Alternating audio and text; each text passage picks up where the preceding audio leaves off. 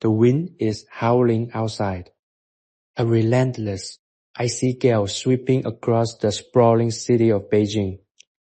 But here, behind the heavy, go-out reinforced wooden doors of a secluded courtyard home in the heart of the Qing Dynasty, the world has simply ceased to exist.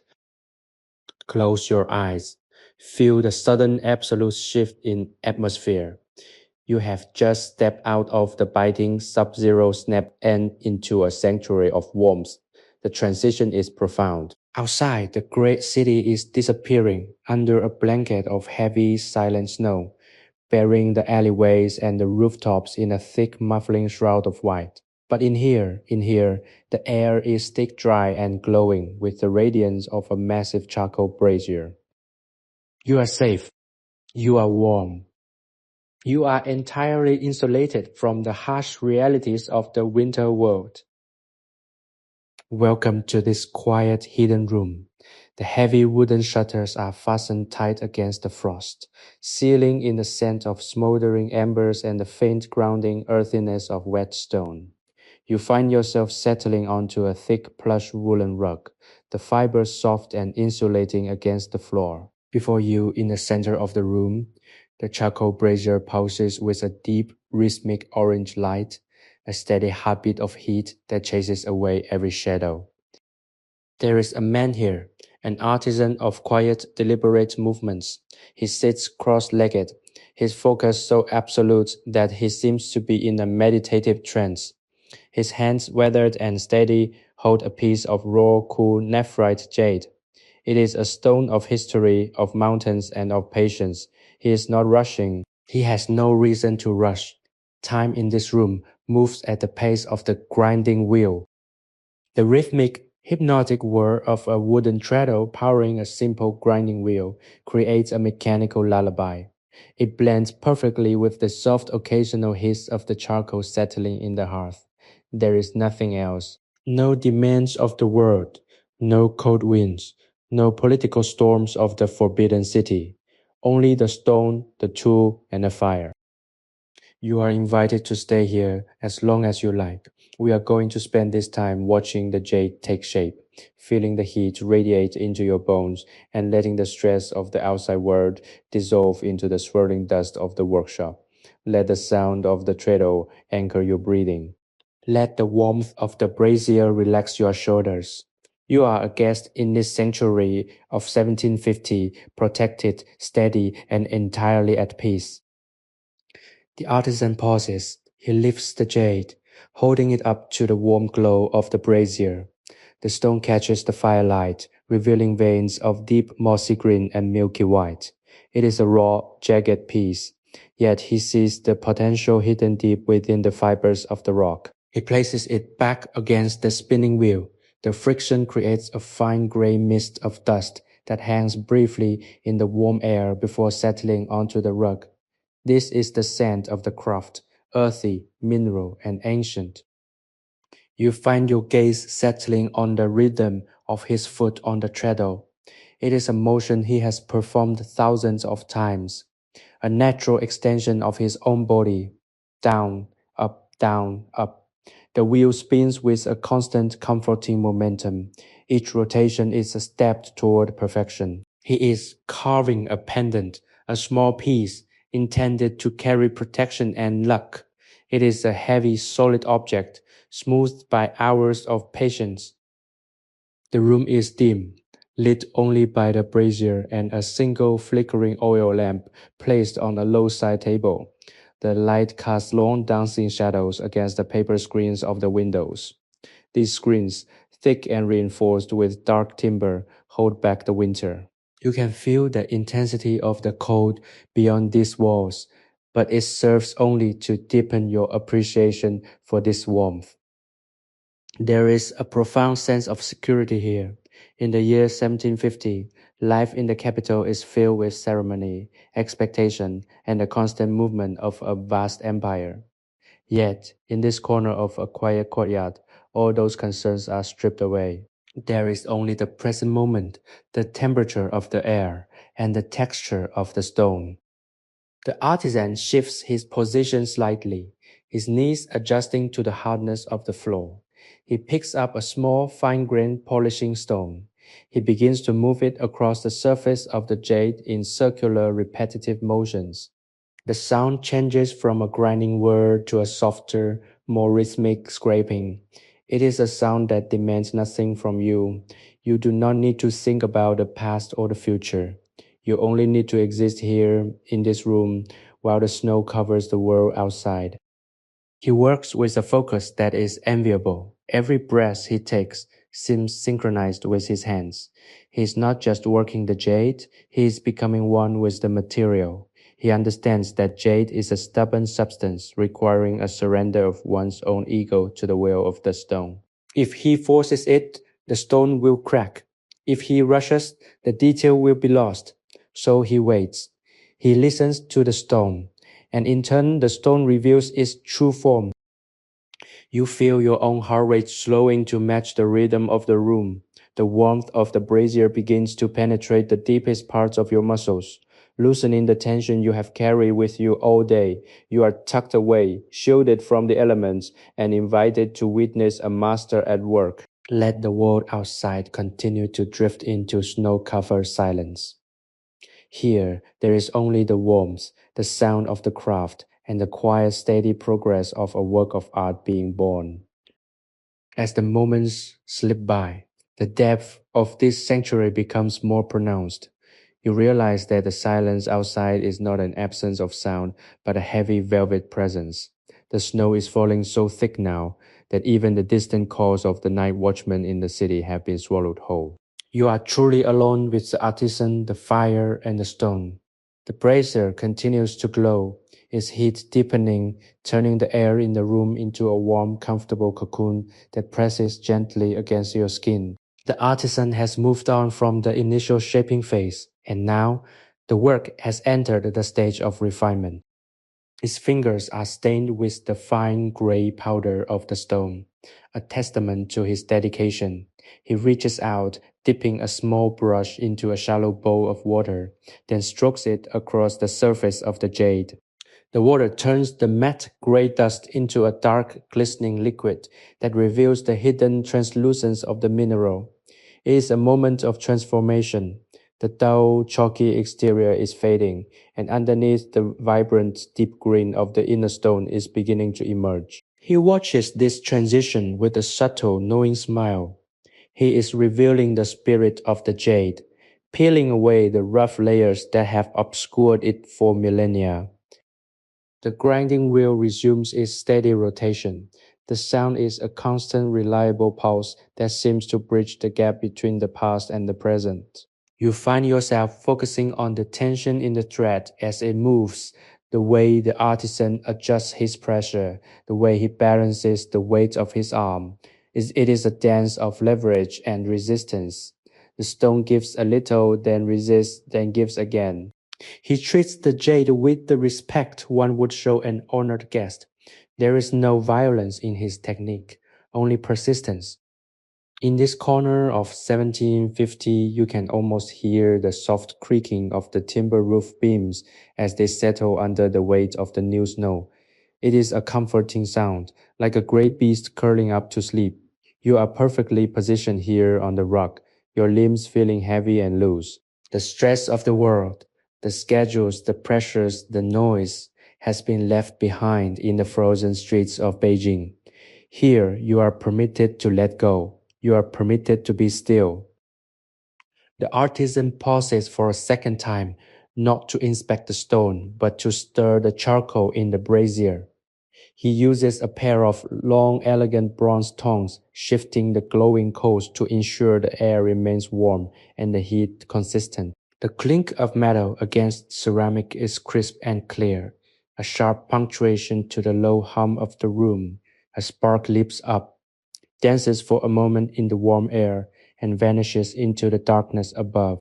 He replaces the tongs, settles back into his cross-legged position, and sighs a long contented breath that signals he is exactly where he wants to be. You start to notice the small details of the room. Along the walls, there are shelves filled with books and scrolls, their edges softened by time. A stack of unfinished wooden carvings rests in the corner, waiting for their turn under the wheel. There is a quiet beauty in the clutter. It is the mess of a creator, the evidence of a life dedicated to shaping raw material into something of value. You realize that this artisan is not just making a pendant. He is participating in a tradition that stretches back centuries, linking him to the masters who came before him and those who will come after. The jade pendant is beginning to take a recognizable shape. It is rounded at the edges, smoothed down to a soft tactile curve that would feel perfect held in the palm of a hand.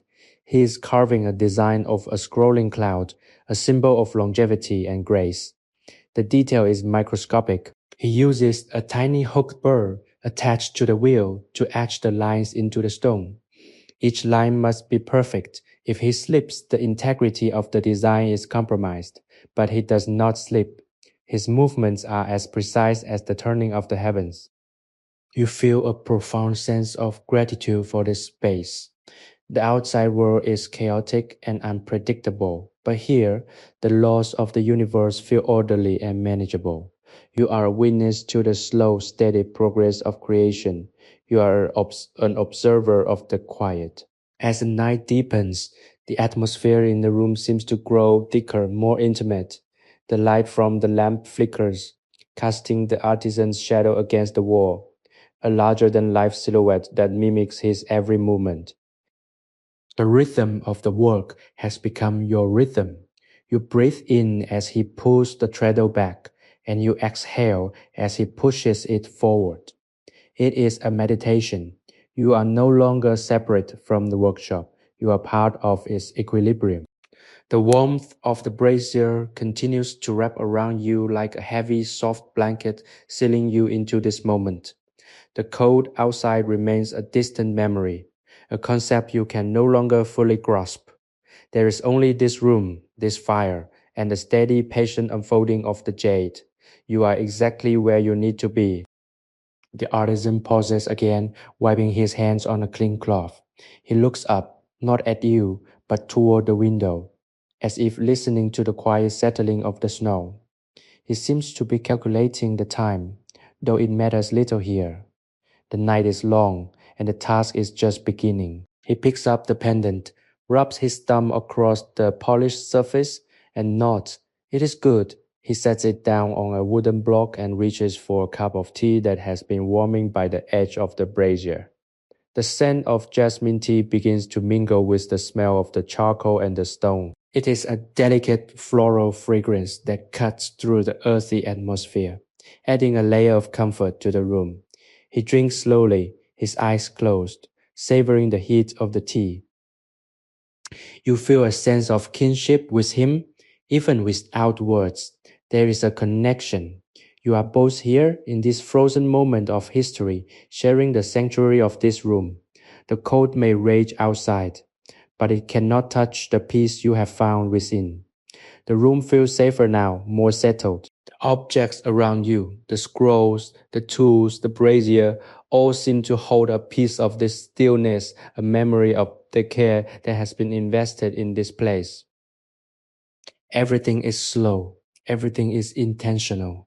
The way he sets the teacup down, the way he leans back to stretch his spine, the way he refocuses on the jade. Every movement is a lesson in patience. You learn that to create something of beauty, you must be willing to wait for it. You must be willing to let the process happen, step by small, deliberate step.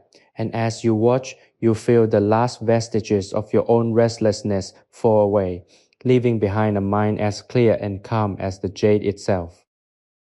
The sound of the wind outside has faded entirely, replaced by the soft crackle of the fire and the gentle rhythmic turning of the wheel. The world has truly narrowed down to this circle of light. You are encased in a bubble of warmth, protected by the sturdy walls of the courtyard, cradled by the silence of the snow.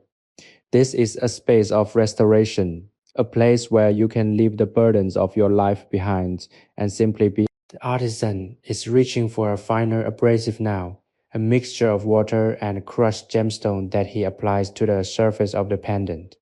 The sound becomes a whisper, a soft, hushed rasping that sounds like the breath of the room itself. It is the final stage of polishing, where the work truly begins to shine, and in this glow you find your own peace. The refinement process continues with an almost surgical dedication. The artisan, having finished his tea, leans forward with renewed purpose. He has moved to a finer, more delicate grinding head, one that hums at a higher, lighter pitch. The deeper, resonant thrum of the coarser stones has been replaced by this elegant, singing vibration. It is a sound that seems to cut through the very density of the room, vibrating softly in the air and settling into your chest. You find that this higher pitch brings a different kind of focus. It is sharper, more precise, and it commands your attention in a way that feels almost electric. The jade, now smoothed into its final form, is beginning to catch the light in a spectacular way. Under the direct glow of the oil lamp, the surface is becoming translucent. You can see the depths of the stone, the way the light travels through the green, illuminating internal structures and subtle color shifts that were invisible only an hour ago. It is a stunning transformation. What began as a rough, unyielding block of mineral is now a polished, gleaming object that seems to possess a life of its own. The artisan is meticulously polishing the edges of the cloud design, ensuring that every curve flows perfectly into the next. He is working on the fine details now, the tiny incisions that define the shape of the clouds. This requires a level of concentration that is absolute. He holds his breath as he guides the tool, his hands steadier than stone. You realize that you are mirroring his intensity, holding your own breath, watching the tool navigate the curves of the jade with the grace of a calligrapher's brush. The air in the room remains perfectly still, held in a state of suspended animation. The fire in the brazier has settled into a deep, steady red, radiating a heat that feels like a physical embrace. Outside, the silence of the snow has become total. It is as if the city of Beijing has been placed in a glass jar, frozen in time and space. The thick shutters are doing their job, keeping the chaos of the winter night at bay. Within this room, the temperature is controlled, balanced, and perfectly tuned to the needs of the artisan. You feel the comfort of the woolen rug beneath you, the way it absorbs your weight and grounds you to the earth. Everything about this environment is designed for endurance, for the long, slow work of creation. The artisan takes a moment to adjust the lighting. He shifts the oil lamp, moving it closer to the workbench, and a change in angle catches a new facet of the jade. He leans back, tilting his head to inspect the work from a different perspective. A shadow of a frown crosses his face. A minor imperfection, perhaps, something only he could see. He doesn't show frustration. Instead, he simply resets his tool, adjusts his grip, and begins to work again, this time with a lighter, more rhythmic motion. The correction is subtle, a minute adjustment that speaks volumes about his expertise. You feel a deep, quiet respect for the process. In a world that often demands quick results and immediate satisfaction, there is something profoundly restorative about this display of patience. He is not fighting the jade, he is collaborating with it. He knows that the stone has its own character, its own limitations, and its own strengths. By working in harmony with it, he is able to bring out a beauty that could not be achieved in any other way. It is a lesson in humility, in the understanding that true value takes time and care to reveal. The scent of the charcoal has shifted, becoming even more subtle, a soft woody musk that hangs in the air. The smell of the grinding sand is now a background note, a reminder of the work that is being done. You find yourself drifting into a state that is halfway between wakefulness and deep restorative sleep. It is the kind of sleep that heals, where the mind is quieted by the rhythmic, repetitive sounds of the artisan's work. The whir of the wheel, the scrape of the tool, the hiss of the embers, All these sounds weave together to create a tapestry of tranquility. He picks up a small piece of soft, damp leather and begins to buff the jade. This is the final step, the polish that will give the pendant its luster. He moves the leather in steady circular strokes, the motion fluid and graceful. The jade is beginning to glow with a soft inner fire. It is no longer just a stone, it is a jewel, a masterpiece of quiet craftsmanship. You can almost feel the texture of the jade under his fingers, cool, smooth, and solid. It is a sensory experience that grounds you, reminding you of the physical reality of the world in a way that is profoundly reassuring. The room feels even smaller now, more intimate. The walls seem to draw closer, creating a sense of total enclosure. You are in a secret place, a hidden pocket of history where time has no meaning. There is no urgency here, no pressure to perform or to produce. There is only the work, the light, and the warmth. You are invited to simply exist, to let the world continue to swirl in its wintry chaos, while you remain safe, warm, and focused on this single beautiful object. As the artisan continues to polish, he hums a low wordless melody. It is a tune that matches the rhythm of his hands, a soft, wandering sound that adds to the peaceful atmosphere. It is the sound of a man who is content with his life, who finds meaning in his work and peace in his environment. It is a contagious feeling. You find yourself smiling, the tension in your jaw relaxing, your shoulders dropping away from your ears. The world feels right. He stops again, this time placing the finished pendant on the palm of his hand. He lifts it to the light, turning it slowly. The clouds are etched into the surface with such precision that they seem to move as the light hits them. It is a stunning piece of art, simple yet profound. He looks at it for a long moment, a look of quiet satisfaction on his face. The work is done, but the feeling of accomplishment lingers, filling the room with a sense of quiet triumph. You have watched the process from beginning to end, and in doing so, you have been changed by it. You have learned that there is great power in patience, great beauty in simplicity, and an unmatched peace in the sanctuary of a quiet room. The snow continues to fall outside, but it no longer feels cold. It feels like a blanket, a protective layer that has allowed this moment to exist. You are ready to rest now, to carry the memory of this room and this craft into your own dreams, feeling the warmth of the brazier and the steady, rhythmic pulse of the workshop deep within your own heart. Everything is as it should be, and the world is finally, mercifully at peace. The artisan sets the finished pendant down on a soft silk cloth, and you watch as he meticulously wipes away the last traces of grinding dust.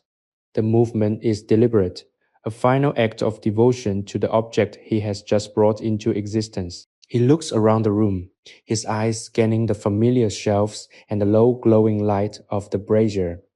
There is a profound sense of closure in his gaze. He is not just looking at his belongings, he is acknowledging the harmony of his environment. You too feel this sense of completion. You have witnessed a journey of transformation from a raw piece of mountain stone to a finely polished piece of art. It is a reminder that beauty often requires a process of refinement and that the quietest moments are often the most significant.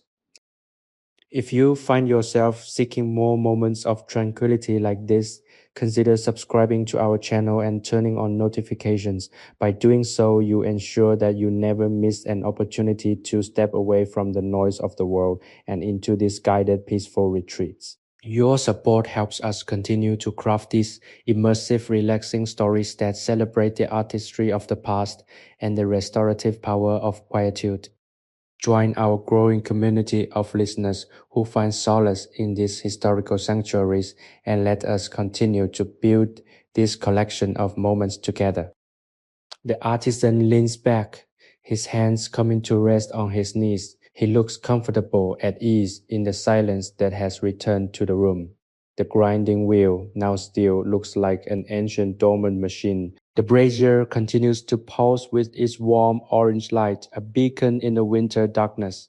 You realize that this room is more than just a place to work. It is a repository of memories and a testament to a life well lived. The books on the shelves, the dust motes dancing in the lamplight, the very walls themselves, all of these things have been witness to countless hours of focused, quiet labor.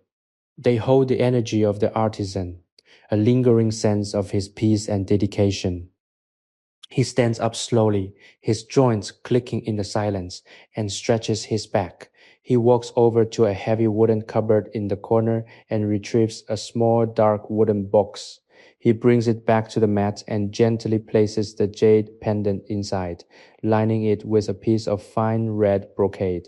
The click of the lid closing is definitive, a soft, muted sound that signifies the end of the day's work. He places the box on the low table near the brazier, right next to his tea set. It is a place of honor, a small shrine to the craft.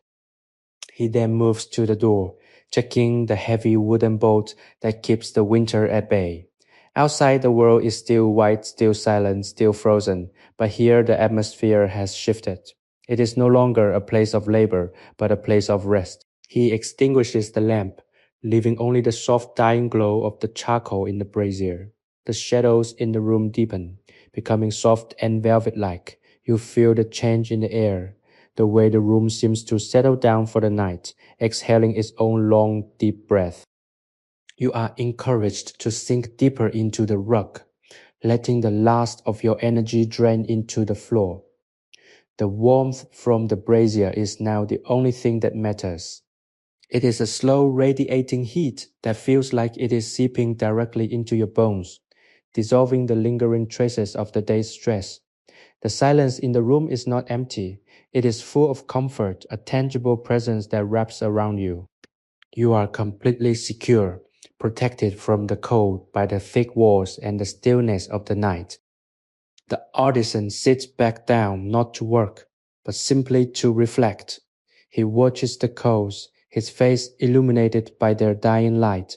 He looks content. He is a man who knows the value of his own time, who understands the importance of the work he does, and who finds pleasure in the simple act of existing in this space. It is an enviable state of mind, one that you are now sharing. You are no longer an observer of his work, but a companion in his peace. The smell of the charcoal fire is now mixed with the faint, comforting scent of sandalwood from a small incense burner he has just lit. The fragrance is subtle, earthy, and deeply grounding. It adds another layer to the sensory experience of the room, creating an atmosphere that is almost dreamlike. You feel as though you could stay here forever, suspended in this moment of perfect balance, away from the demands and distractions of the world. The snow outside might be falling, covering everything in its cold shroud, but you are here, in the heart of the warmth. The artisan closes his eyes, his breathing slowing and deepening. He is entering a state of rest, a well-deserved reprieve after the focus of his labor. You follow his lead, allowing your own breath to match the rhythm of his in-out, in-out. The silence is profound, broken only by the occasional soft crackle of a settling coal. It is a sound that pulls you closer to sleep, a gentle reminder that even the fire needs to rest. You feel the weight of your eyelids, the softness of the rug beneath you, the perfect, regulated warmth of the room. Everything here is aligned. The history of the room, the nature of the craft, the quiet of the night. Everything is working in harmony to create this sanctuary. You are invited to stay in this space as long as you need, to let the peace settle into your heart and the warmth soak into your skin. You are safe, you are protected, you are at rest. The world is far away, lost in the winter snow, and you are here in this quiet, warm, and beautiful room. It is a place where you can find yourself again, where you can reconnect with the stillness that is at the core of your own being. Let the rest of the night be yours, filled with the gentle, rhythmic peace of the courtyard room and the soft, glowing light of the charcoal fire. The depth of the night in this Beijing courtyard is a physical weight, soft and heavy like an eider-down quilt. You lie there, feeling the utter stillness of the architecture around you. The wooden beams of the ceiling, aged and dark, seem to absorb the remaining heat from the brazier, radiating a gentle dry warmth downward. You are now entirely in tune with the environment. The transition from the frantic pace of the outside world to the glacial, intentional time of the artisan studio is complete. Every muscle in your body has relinquished its tension, succumbing to the insistent, pervasive comfort of the room. The artisan remains still, a silhouette cast in the dying amber light of the charcoal. He is not asleep, but he has entered a contemplative state, a quiet reflection that serves as the bookend to his day. You notice the way he occasionally shifts his gaze toward the small wooden box containing the jade pendant. There is no vanity in his look, only the quiet recognition of a duty fulfilled. He has taken a formless piece of the earth and through the application of his own patience and skill, turned it into something that reflects human spirit and beauty. It is the core of his existence, and in watching him, you have gained an understanding of the profound satisfaction that comes from mastery.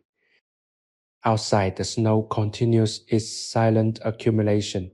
You imagine the streets of the capital, the grand arches of the city gates, and the vast empty squares, all hidden under a uniform layer of white.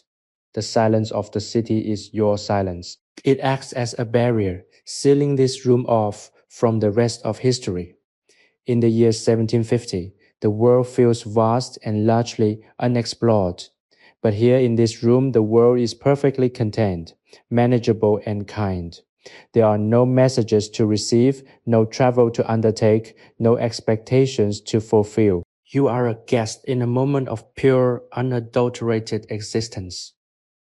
The fragrance of the sandalwood incense, mingled with the faint metallic scent of the iron brazier and the dry smell of old paper from the shelves, creates a sensory landscape that is uniquely evocative. You find your thoughts drifting, not toward the worries of your own life, but toward the history embedded in these walls. How many people have sat here in this exact position, seeking refuge from the cold? How many nights has this room held the warmth of a fire and the focus of a craftsman? The continuity is comforting. You are a part of a long chain of people who have found and needed this kind of stillness.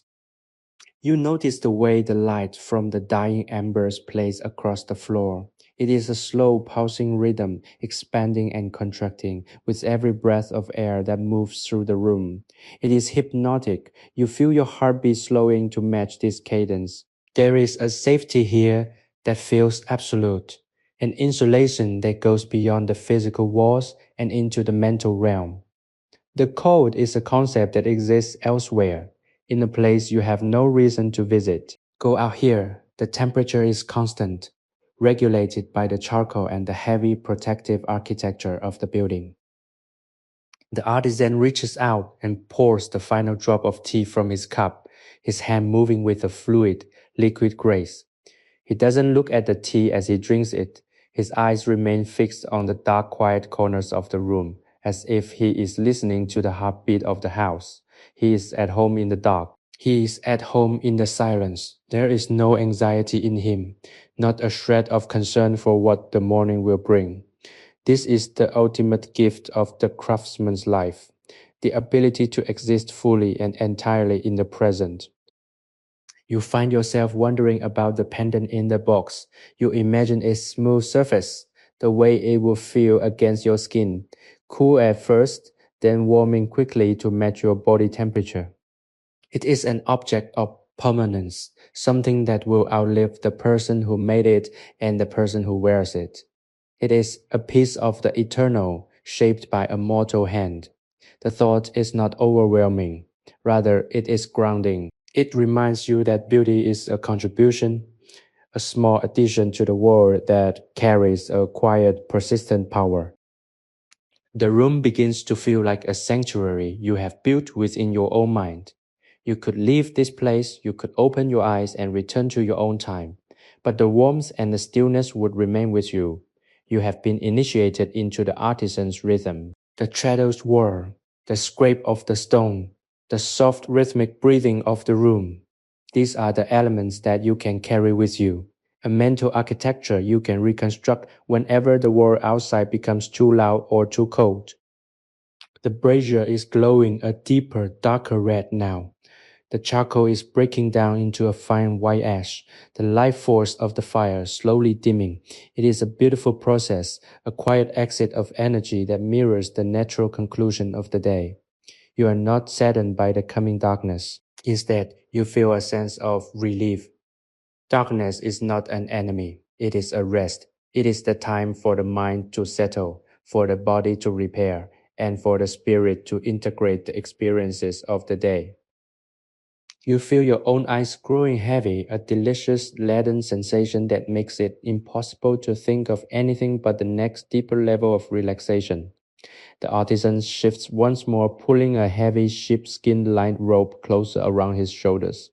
He is finally preparing to sleep. He moves with a slow, deliberate ease, unrolling a thick mat and spreading a warm blanket over it. He does not hurry. He treats the act of preparing for sleep with the same reverence he showed his work. It is a sacred transition. Everything about this room is a testament to the importance of ending the day well. There is no rush, no frantic tiding, no last-minute worries. There is only the sequence of actions that leads to the final peaceful rest. You are learning this sequence, absorbing the wisdom of a life that knows how to balance intensity with stillness. The room is quiet, save for the occasional soft settling of the embers, which now sound like a gentle rain falling on a distant roof. It is the most beautiful sound you have ever heard. The artisan lies down and pulls the blanket up to his chin. His eyes close and his breathing becomes deep, regular and utterly peaceful. He is gone, drifting into the currents of the night, and you are left in this warm, safe, and silent room to drift along with him. The darkness is soft, the temperature is perfect, and the weight of the world has completely evaporated. You are in Beijing in 1750, in a room that is as warm as a heart, as quiet as a prayer, and as safe as the arms of time itself. Let the rest of the night unfold. Let the snow keep falling, and let the peace of this place become your own. The silence of the room has reached an absolute state, a profound stillness that feels almost thick enough to hold. Outside, the snow continues to blanket the world, turning the city of Beijing into a realm of ghosts and shadows. But inside, the air remains anchored by the lingering gentle heat of the charcoal. You are now fully immersed in the slow rhythmic pulse of the night. The artisan's steady rhythmic breathing is a soft metronomic sound that weaves through the darkness, anchoring you to this moment. You find that you no longer feel the need to move or even to think. The analytical part of your mind, the part that worries and plans and obsesses, has been quieted by the overwhelming peace of this environment. You are witnessing the transition into the deepest phase of the night. The embers in the brazier have dulled to a soft, pulsing maroon, casting only the faintest glow against the nearby walls. This dim light is enough to reveal the outlines of the room, the stacked scrolls, the sturdy legs of the workbench, the gentle curve of the ceramic teapot, but it is not enough to stir you. It is a light that invites slumber, a light that speaks of endings, and subsequently of quiet, unburdened beginnings. Every breath you take in this space feels like it is pulling in the history of the room, the scent of the sandalwood, the faint lingering memory of the jade dust, and the profound unshakable safety of the courtyard. There is something inherently healing about the way this artisan has structured his evening. He has honored his work, he has honored his environment, and he has honored his own need for rest. By watching him, you have been invited to participate in this cycle. The pressure of the modern world, with its frantic demands and digital noise, seems like a fever dream from which you have finally awakened. In 1750, in this room in Beijing, life is defined not by how much is accomplished, but by how much care is invested in the process of living. You feel a deep, abiding gratitude for this, a realization that the quality of your existence is directly tied to the moments of stillness you allow yourself to inhabit. As you lie there, you feel the boundaries between yourself and the room beginning to blur. The warmth of the rug feels like an extension of your own skin. The ambient quiet feels like a mantle you have donned. You are no longer a visitor. You are a participant in the profound ancient cycle of the night. The snow in its infinite cold silence is the canvas upon which this warmth is painted. It is a necessary contrast. Without the biting cold of the winter outside, the warmth of the room would not feel so precious. You have come to appreciate the necessity of the struggle, the way the hardship of the world highlights the beauty of the sanctuary.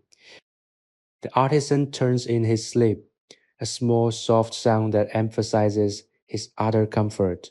He is entirely at peace, his physical form a testament to the restorative power of this simple, quiet life. You watch the way the shadows move across his face, slow, deliberate, and gentle. There is a nobility in his rest. He has given his day to his craft, and in return the night gives him this profound, uninterrupted peace. You feel a sense of kinship with him, a bridge of understanding that spans the centuries. We all, in our own way, crave this same level of tranquility. We all seek a place where the noise of the world cannot penetrate, where we can truly be ourselves, and where we can finally, completely let go. The air in the room is starting to cool as the charcoal fades, but the chill is not intrusive. Rather, it is refreshing. A crisp, clean breath of air that clarifies the senses. You realize that you have moved through the layers of the day, from the labor of the afternoon through the concentration of the evening, and now into the restorative embrace of the deep dark night. Each phase has been necessary. Each phase has contributed to the feeling of wholeness you now possess. You are ready to let go of the last few threads of conscious thought, to allow yourself to slip completely into the current of rest that flows through this room. The house itself seems to be breathing. The rhythmic expansion and contraction of the wooden timbers, reacting to the slight temperature changes, creates a series of faint creaking sounds. They are not startling, they are reassuring. They are the sounds of a home that is standing firm against the elements, a home that is protecting its inhabitants. You are nestled within this protection. The history of this courtyard, the strength of its walls, and the quiet dedication of its master have all come together to form this shield around you. You are held by history, and you are held by the peace of the present. You find your thoughts turning toward the concept of legacy.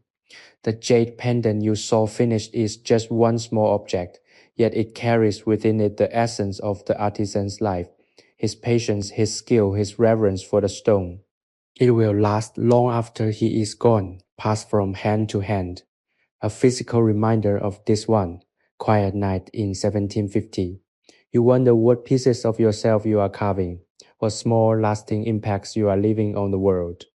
The realization is that it doesn't need to be grand or loud to be meaningful.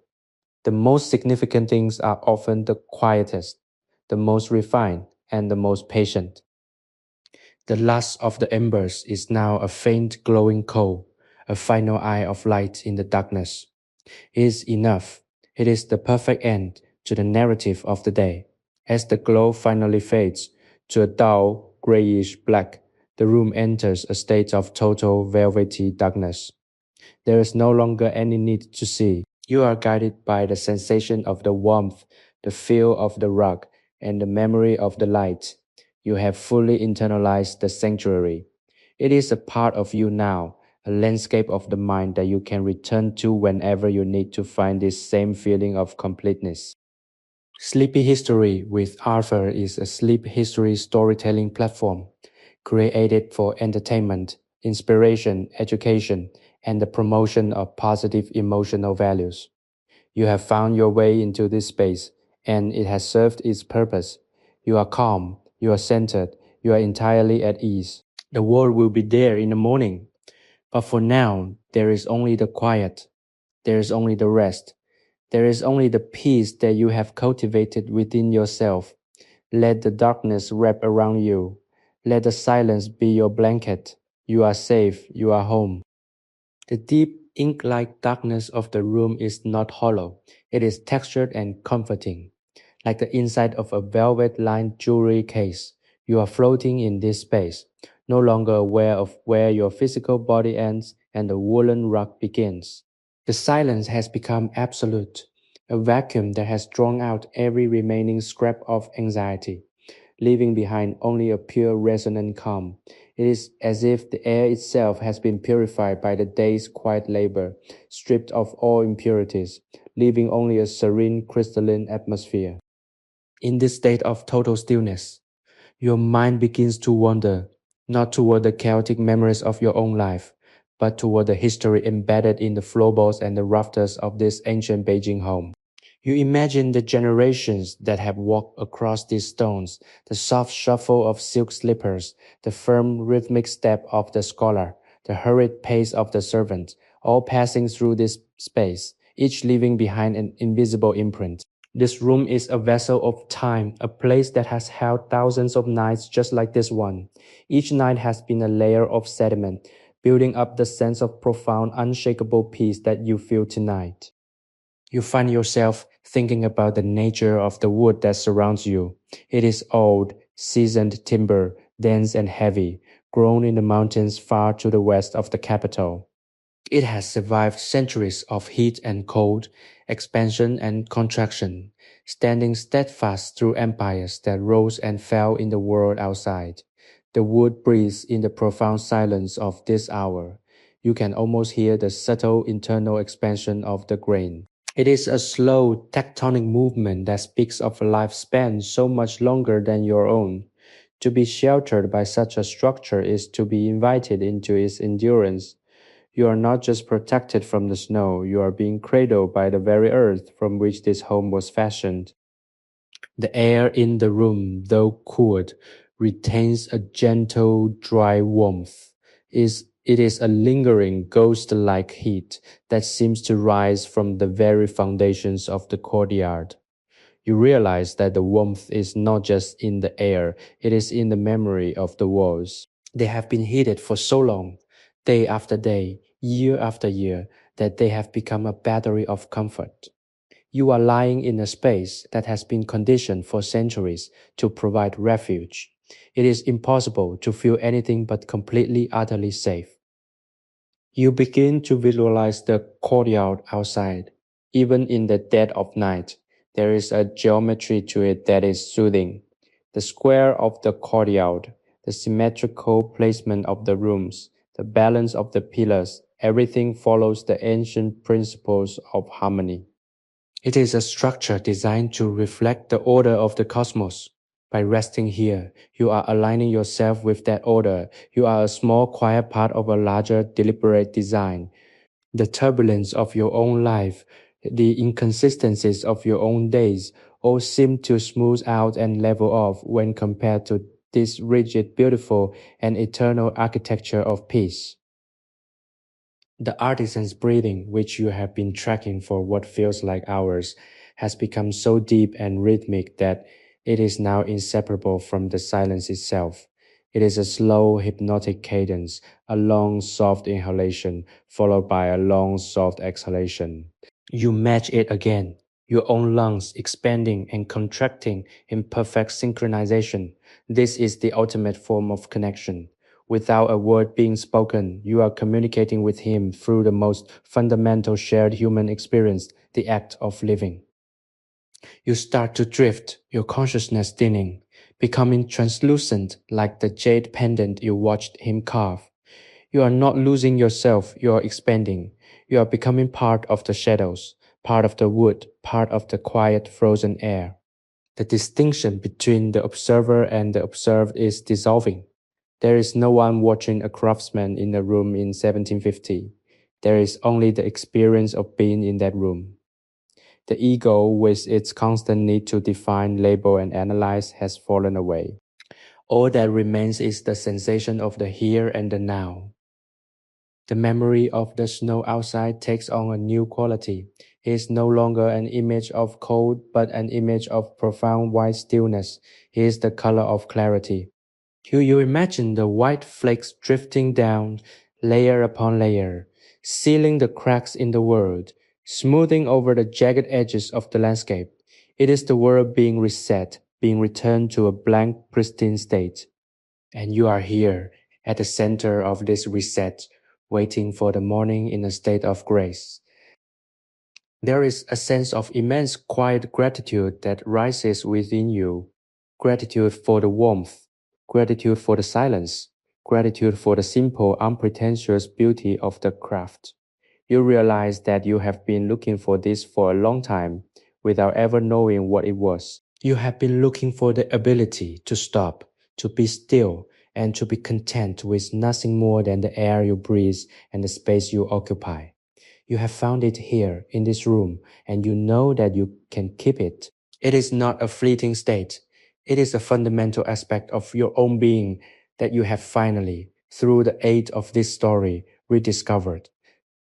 As you sink deeper into this meditative state, you feel the physical world becoming less significant.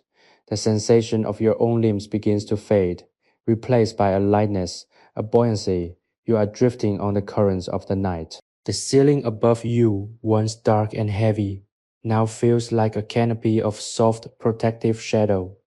The floor, once hard, now feels like the most comfortable bed in the world. You are fully supported, fully held, and fully at rest. The night is a vast, calm ocean, and you are a small boat that has found a safe harbor, gently rocking in the quiet, undisturbed by any storm. You are aware, in a distant, dreamlike way, that the sun will eventually rise. It will hit the white snow. It will illuminate the courtyard, and the world will begin its motion again. But for now, the sun is a world away. There is no urgency. There is no tomorrow. There is only this singular, eternal, and beautiful moment of rest. You have reached the heart of the sanctuary, and you have found that the sanctuary is not a place you visit, but a place you inhabit. It is the stillness within you. The stillness of the room has evolved into something almost tangible, a soft, invisible blanket that presses gently against your skin. You are no longer merely resting. You are in a state of profound integration with the space around you. The darkness, which at first felt like an absence, is now revealed to be a presence, a quiet, watchful entity that guards the peace of this sanctuary. You can feel the weight of the night outside, the massive silent pressure of the frozen city, pressing against the thick, insulated walls of the courtyard, but it only serves to deepen the feeling of security within. You are at the epicenter of a storm of winter, yet you are completely untouched, anchored in a pocket of warm, still air. The artisan's presence is a comforting constant, even in the depths of his sleep. His rhythmic, steady breathing acts as a metronome for the room, maintaining the frequency of peace that you have been immersed in for hours. You find yourself drifting in and out of a light, dream-filled sleep, where the images of the day, the jade, the wheel, the flickering embers blend into soft, abstract patterns of light and sound. These are not disjointed thoughts, but a cohesive flowing narrative that your mind is spinning to keep you anchored in this place of rest. You are learning to trust the quiet, to lean into it, and to allow it to carry you. You begin to contemplate the objects that fill this room, each one a silent witness to the life of the craftsman. There is a deep inherent dignity in his tools, in the way they are arranged on the bench, in the way they have been worn down by thousands of repetitions. They are not just instruments of labor, they are extensions of his intentions. They hold the memory of his hands, the energy of his focus, and the spirit of his dedication. In this darkness, you feel as though you can sense the history of these objects, the way they have been used to shape not just the jade but the life of the man who wields them. You are surrounded by the tools of a life lived with purpose, and that purpose is currently filling the room with a sense of quiet fulfillment. The sense of time in this space is fluid and deep. Minutes bleed into hours, and hours feel like moments of breath. You're experiencing what it is to be outside the clock, to be governed only by the natural cycles of light and dark, of activity and repose. It is a liberating experience to discard the artificial constraints of time and to surrender to the slow, heavy, and beautiful rhythm of the night. You feel your own nervous system, usually so tightly wound by the requirements of the waking world, unspooling, relaxing, and settling into a state of deep primitive calm. You are returning to a state of being that is as natural as the stone the artisan carves or the snow that covers the earth. The smell of the room has shifted once again. The sharp, earthy scent of the jade grinding has long since faded, replaced by the faint, lingering sweetness of the sandalwood incense and the dry, grounding musk of the charcoal ash. It is a scent that feels like safety. It is the smell of a home that is loved, a space that is cherished, and a sanctuary that is respected. You find that you can breathe more deeply here, drawing the air into the very bottom of your lungs, feeling it revitalize you with every breath.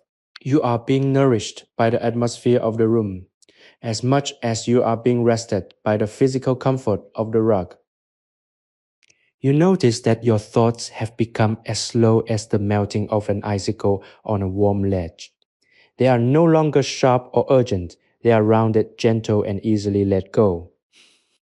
You are not trying to solve anything. You are not trying to reach any destination, and you are not trying to be anywhere other than where you are.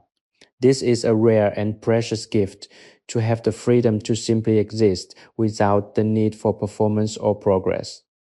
You are a passenger in this room, a guest of the night, and you are discovering that this state of being is the most powerful remedy for the exhaustion of the modern spirit. The structural integrity of the courtyard, which you have been subconsciously admiring, begins to feel like a part of your own protective shell. The thick brick walls, the heavy timber beams, the tiled roof, all of these elements are working together to maintain the sanctity of the interior. You feel a sense of loyalty to this room, a protective instinct of your own, as if by witnessing its peace, you are helping to preserve it. It is a shared secret between you, the artisan, and the history of this place, a secret that no matter how cold the world gets, there is always a room like this to return to, a place where the fire is always warm and the heart is always steady. The deep, resonant silence of the night is occasionally punctuated by the softest of sounds, the settling of a floorboard, the distant muffled weight of a heavy snowdrift sliding off a nearby roof, the sigh of the wind in the chimney. Each sound is a reminder of the vast, external world, and each one reinforces the comfort of your internal position. You are not isolated by these sounds.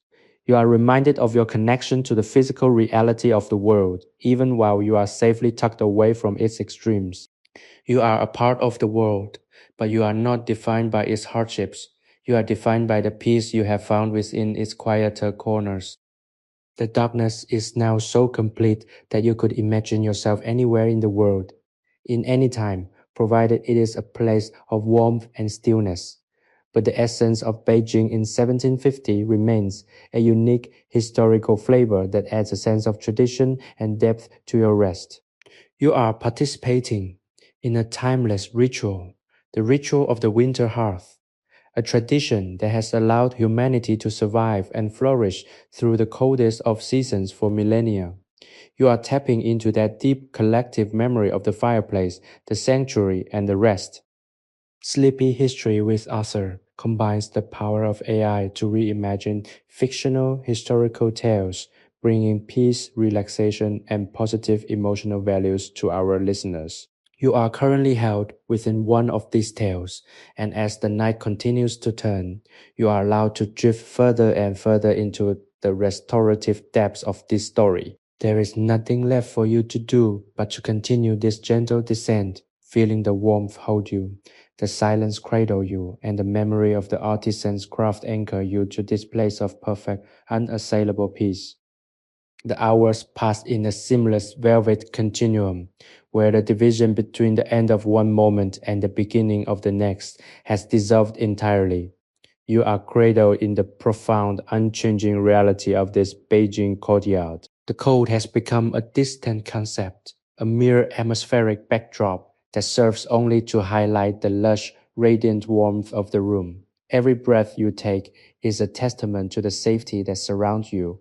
Your heart has settled into a rhythm that mirrors the steady, life-affirming pulse of the house, a slow, deep thrumming that anchors you to the earth.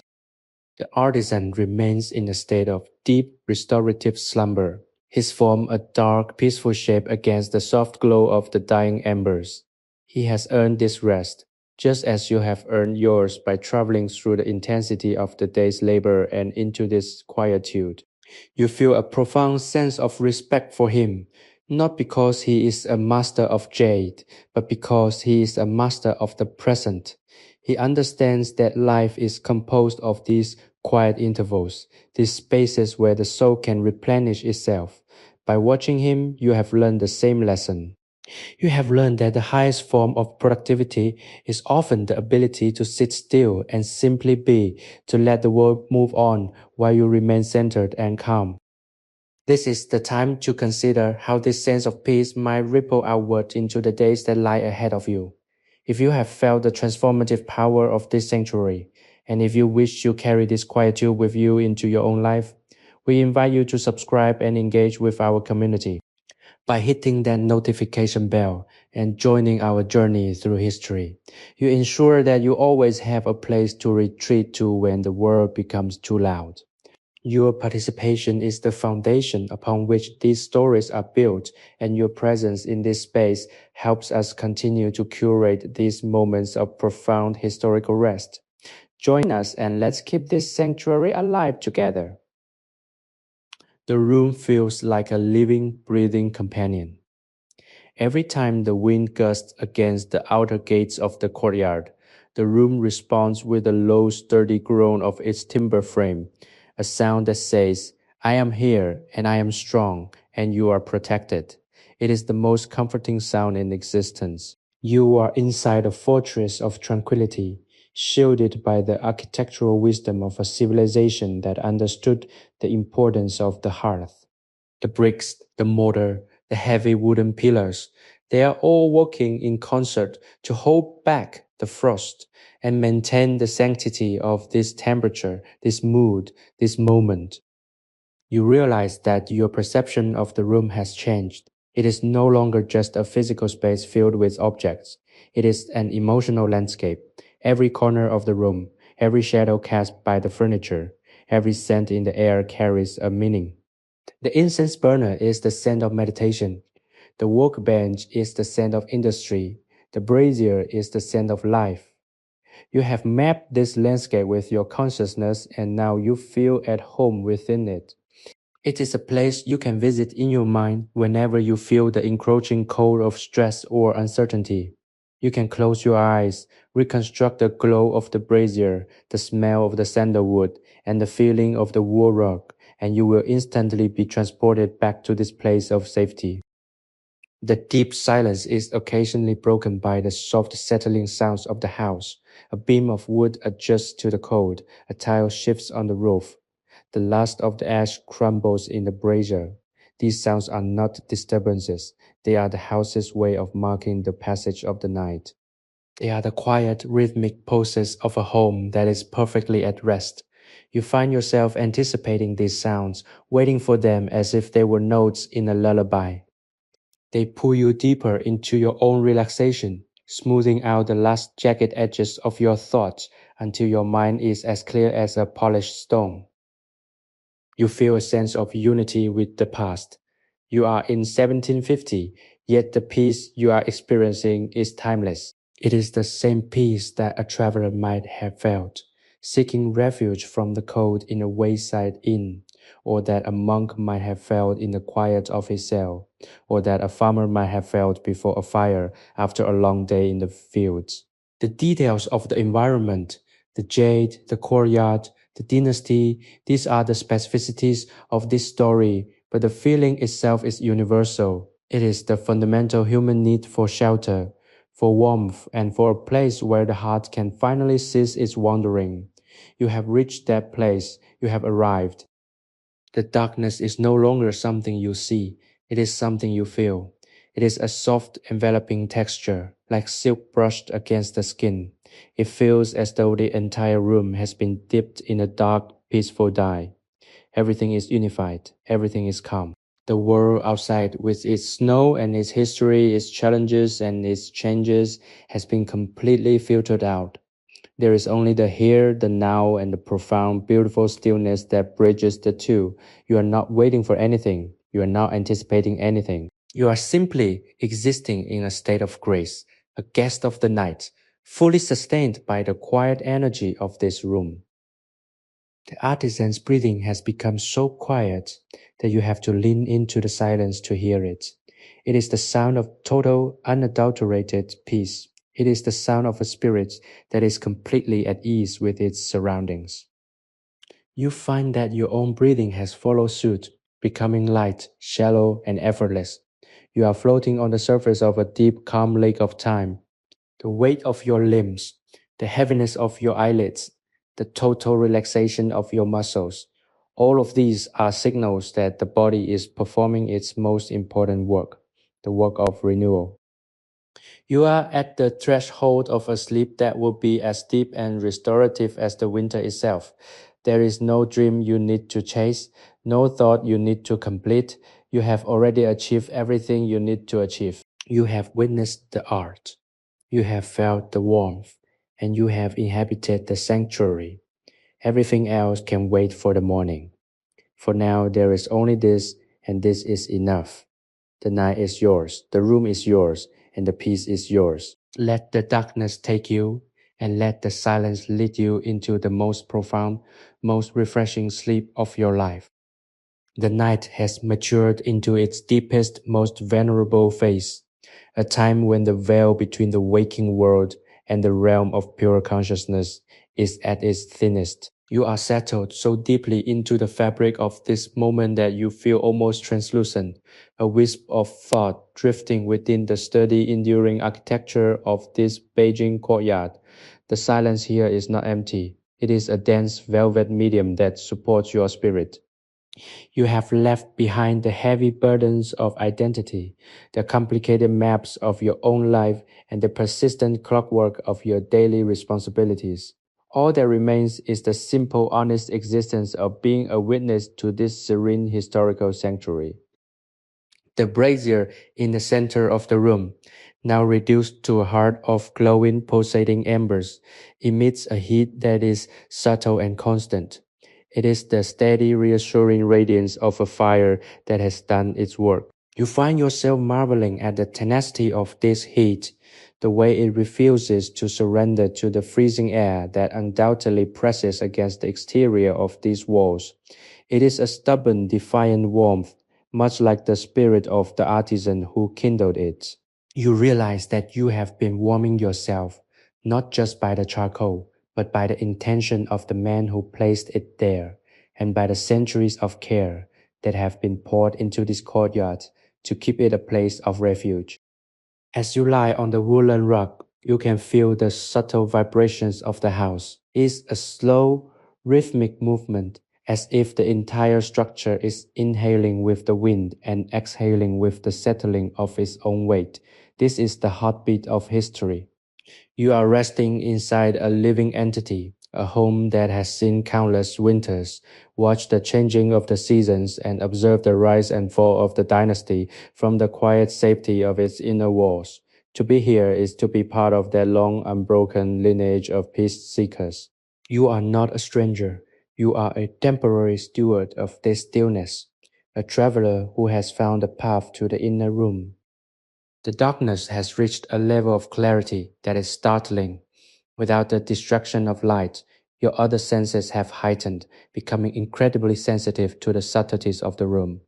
You can hear the faint, dry rustle of a scroll being pressed against another by the slight draft from the eaves. You can smell the subtle transition of the air, moving from the lingering smoke of the sandalwood to the clean, crisp scent of the frost-touched wood near the windows. You are attuned to the environment in a way that feels almost primal, a return to the natural state of awareness that we often lose in the rush of modern life. There is a lesson here, one that you are absorbing without having to think about it. It is the lesson of the threshold. Throughout your life, you have crossed many thresholds from one day to the next, from one task to another, from one emotional state to a new one. Often we cross these thresholds without pausing, carrying the friction of the past into the potential of the future. But here, the artisan has taught you to pause. By working slowly, by breathing into the work, by honoring the tools and the materials, he has shown you how to make every threshold a moment of arrival. You are not arriving at the next thing, you are arriving here, and here is enough. The artisan turns again in his sleep, his movements slow and graceful, even in his dreams. He is a man who is at home in his own body, who knows the weight of his limbs and the depth of his breath. You find yourself imitating his posture, relaxing your spine into the rug, letting your shoulders fall away from your ears and releasing the tension in your jaw. You are being re-educated in the art of physical release. Your body, which has spent so much time tensed against the demands of the world, is now being invited to collapse into the support of the earth. The ground is beneath you, solid and sure. You do not need to hold yourself up anymore. You can let the floor carry you. The mental images that drift through your mind are gentle and unhurried. You see the jade pendant, now finished and safely tucked away in its wooden box, glowing with a soft internal light. You see the snow outside, not as a threat, but as a masterpiece of nature, a vast white tapestry covering the world in a shroud of quietude. You see the charcoal embers, a dying sun in the center of your sanctuary, fading into a peaceful gray-blue ash. Everything is a piece of a larger, harmonious picture. There is no conflict here. There is only the slow, rhythmic unfolding of the night. You are beginning to understand that the sanctuary is not merely an external location, but a state of mind that you can cultivate. You have built this room within yourself. You have laid the foundations with your attention, raised the walls with your breath, and thatched the roof with your intentions. Now you are living inside it. This means that whenever you encounter the cold of the world, you have the ability to return to this place. You have the memory of this warmth, the memory of this silence, and the memory of this peace. It is a portable sanctuary, a secret garden in the mind that you can visit whenever you need to find the balance that has been lost. The air feels cooler now, a gentle, refreshing draft that indicates the night is nearing its end. This is the hour of the wolf, the time when the world is at its quietest, just before the first light of dawn begins to stir the horizon. But here, the sense of timelessness remains. There is no urgency for the sun to rise. You are content to linger in the dark, to continue the process of rejuvenation, to let the silence do its work for a little longer. You are in no hurry to return to the world of men and machines. You have found a better world, a world of jade and fire, of silence and deep restorative sleep. The house seems to sigh, a long drawn-out sound of settling timber that feels like a benediction. You are being granted permission to stay here as long as you need. The night is a gift, and you are accepting it with a full heart. Every muscle in your body is now completely surrendered to the silence. You feel as though you are dissolving into the rug, into the room, into the very history of this place. You are at peace, you are safe, and you are entirely, perfectly at rest. The silence of this Beijing night has deepened into a sacred, hallowed quality, the kind of quiet that feels like it possesses weight and texture. You are floating within this stillness, a consciousness unanchored by the physical demands of the day, drifting through the darkened corridors of your own mind with the ease of smoke rising from an extinguished candle. The room has become a repository of pure distilled peace. Each object within it, the scrolls stacked with geometric precision, the brushes resting in their ceramic holders. The heavy wooden bench is a silent partner in your rest. They seem to emanate an aura of calm, a history of focused, deliberate existence that you are now absorbing into your own being. The cold outside, the relentless biting chill of the 1750 winter, has become a distant, almost abstract concept. It serves as a reminder, a sharp, contrasting edge that gives the warmth of this room its profound value. You realize that without the potential for the cold to break in, the sanctity of this room would not be so precious.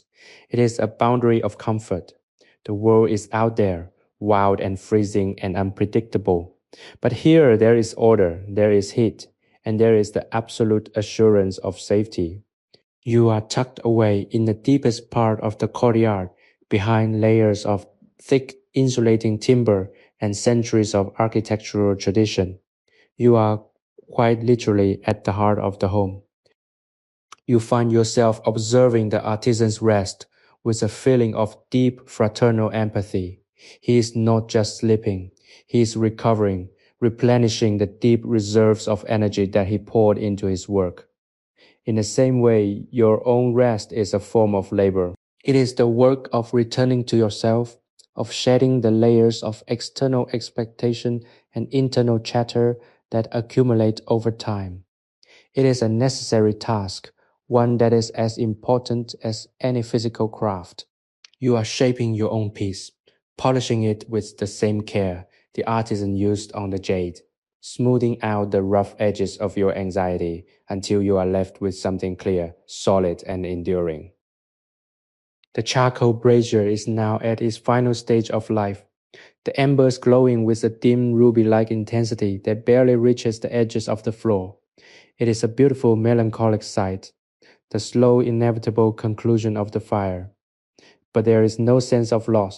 You understand that the fire has done what it was intended to do. It has warmed the room, it has provided the light for the work, and it has kept the chill at bay. It is a successful, fulfilled existence. The ash that remains is not waste. It is the evidence of a life lived. You feel the same way about your own day, your own efforts, and your own life. Everything you have done, everything you have felt, has been part of the fire. And even as the glow fades, the warmth remains in the bones of the house. You feel a profound sense of connection to the city outside, even though you cannot see it. You can imagine the vast, interconnected network of courtyards, alleys, and grand imperial structures all huddled under the same heavy, silent sky. You are a small, quiet part of this vast historical tapestry. You are breathing the same air that has been shared by generations of people in this city. This realization brings with it a sense of belonging. You are not an isolated observer. You are a participant in the ongoing eternal flow of human life. The history of Beijing is not just in the books, it is in the way the air feels at night, the way the silence holds, the way the cold brings people together in the shared human pursuit of warmth. Your mind drifts back to the jade. You imagine it in its box, a cool, dense, and polished object that embodies the patience of the man who created it. It is a symbol of the transition from the rough to the refined. That is what this night is doing for you. You are being refined by the silence, smoothed by the slow passage of the hours, and polished by the gentle, rhythmic breathing of the room. You are becoming a more refined version of yourself, one that is less reactive, less hurried, and more deeply aligned with the stillness that exists at the core of all things. The darkness is now so absolute that it feels like a soft, velvet weight pressing against your eyelids. You have stopped trying to see, you have stopped trying to think, you have simply allowed yourself to be held by the environment. This is the ultimate form of trust, to surrender your agency, your vigilance, and your self-protection, and to allow the world to hold you, and the room is holding you. It is supporting your weight, warming your skin, and wrapping you in its history. You are entirely safe. You are in a place of sanctuary, and the sanctuary is in you. The faint, lingering sound of a distant bell somewhere in the city, perhaps a watchman signaling the final hour of the night, drifts into the room like a ghost. It is a beautiful melancholic chime that seems to echo the timelessness of your experience. It marks the passage of the night, but it does not disturb the peace. It is a reminder that the world is still there, still moving, still breathing, but that it has no claim on you. You are exempt from the movement of the world for this night. You are a passenger on a stationary vessel anchored in the harbor of this room. You feel the final delicious descent into deep sleep. It is not a fall, it is a gradual, gentle settling, like a leaf falling through still air. You are reaching the bottom of the well of rest, where the water is cool, clear, and perfectly still. The stars you have are no longer words. They are sensations, feelings, and images that dissolve as quickly as they appear. The rhythm of the artisan's breathing, the warmth of the brazier, the smell of the sandalwood. These are the final sensations that guide you. You are drifting into the deep, dark, and wonderful ocean of the night, where you will be refreshed, where you will be healed, and where you will find the answers to the questions you didn't even know you were asking. You are at peace. Everything is exactly as it should be. The final, lingering remnants of the night are folding in upon themselves, creating a space of such profound concentration that it feels as if you are suspended in the very center of time. You are held within the warm, protective architecture of the courtyard, and the sense of belonging you feel here is absolute. It is as if you have been here for days, yet only a handful of heartbeats have passed. The artisan has long since drifted into a sleep that is as deep and unmoving as the jade he carved earlier, and in his stillness he has provided an anchor for your own descent. You have learned that true peace is not the absence of the world, but the ability to remain centered within it, no matter how much the winter wind may howl beyond these walls. If this century of sound and story has provided the solace you were seeking, we encourage you to join our growing family of listeners. By subscribing to our channel and setting your notifications, you ensure that you will always be able to find your way back to these moments of historical reflection and emotional restoration. Your support is the thread that keeps this tapestry of tales woven together. And by being part of our community, you help us continue to bring these moments of quiet, meditative beauty into the world. There is a place waiting for you here whenever the outside world feels too heavy to bear. You find that you are no longer observing the room, you are experiencing it from the inside out. You can feel the coolness of the air as it interacts with the warmth radiating from the brick floor, a gentle current of energy that moves in slow, predictable waves. You are aware of the density of the air, the way it carries the faint, sweet scent of incense and the grounding smell of cooling stone. You are participating in the room's internal environment, breathing in the history of the materials that make up your sanctuary. It is a profound, meditative experience, one that requires no thought, only a quiet, receptive presence. The darkness is now soft, familiar, and welcoming. You realize that you have moved through the entire spectrum of light and shadow, from the bright, focused illumination of the workbench lamp to the soft, pulsing orange of the brazier, and now to this final, velvety blackness. Each stage was a lesson in letting go. You have let go of your visual distractions, let go of your need for movement, and finally let go of your need to maintain any sense of separate self. You have merged with the room, becoming a part of the quiet historical narrative of this 1750 Beijing night. The artisan's breathing, once so distinct, has become a part of the ambient sound of the room, a gentle rhythmic background that defines the quality of the stillness. It is the sound of a human life at rest, a testament to the fact that we are all, at our core, beings of breath and cycle. You are following his lead, allowing your own life force to expand and contract with the same slow deliberation. You feel your muscles sinking, your bones becoming heavy, and your mind clearing of every last vestige of the day's concerns. The transformation is complete. You are no longer in a state of stress or anticipation. You are in a state of pure, restorative existence. There is a strange, beautiful power in the silence. It acts as a mirror, reflecting your own inner state back to you. And because you have spent this time in such a carefully constructed sanctuary, what you see is a reflection of calm, clarity, and strength. You have not just been resting, you have been refining your own spirit. You have taken the raw, chaotic energy of your day and polished it, much like the artisan polished the jade until you are left with something that is smooth, balanced, and valuable. This is the gift of the sanctuary. It allows you to see the best version of yourself, the version that is untroubled by the demands of the world.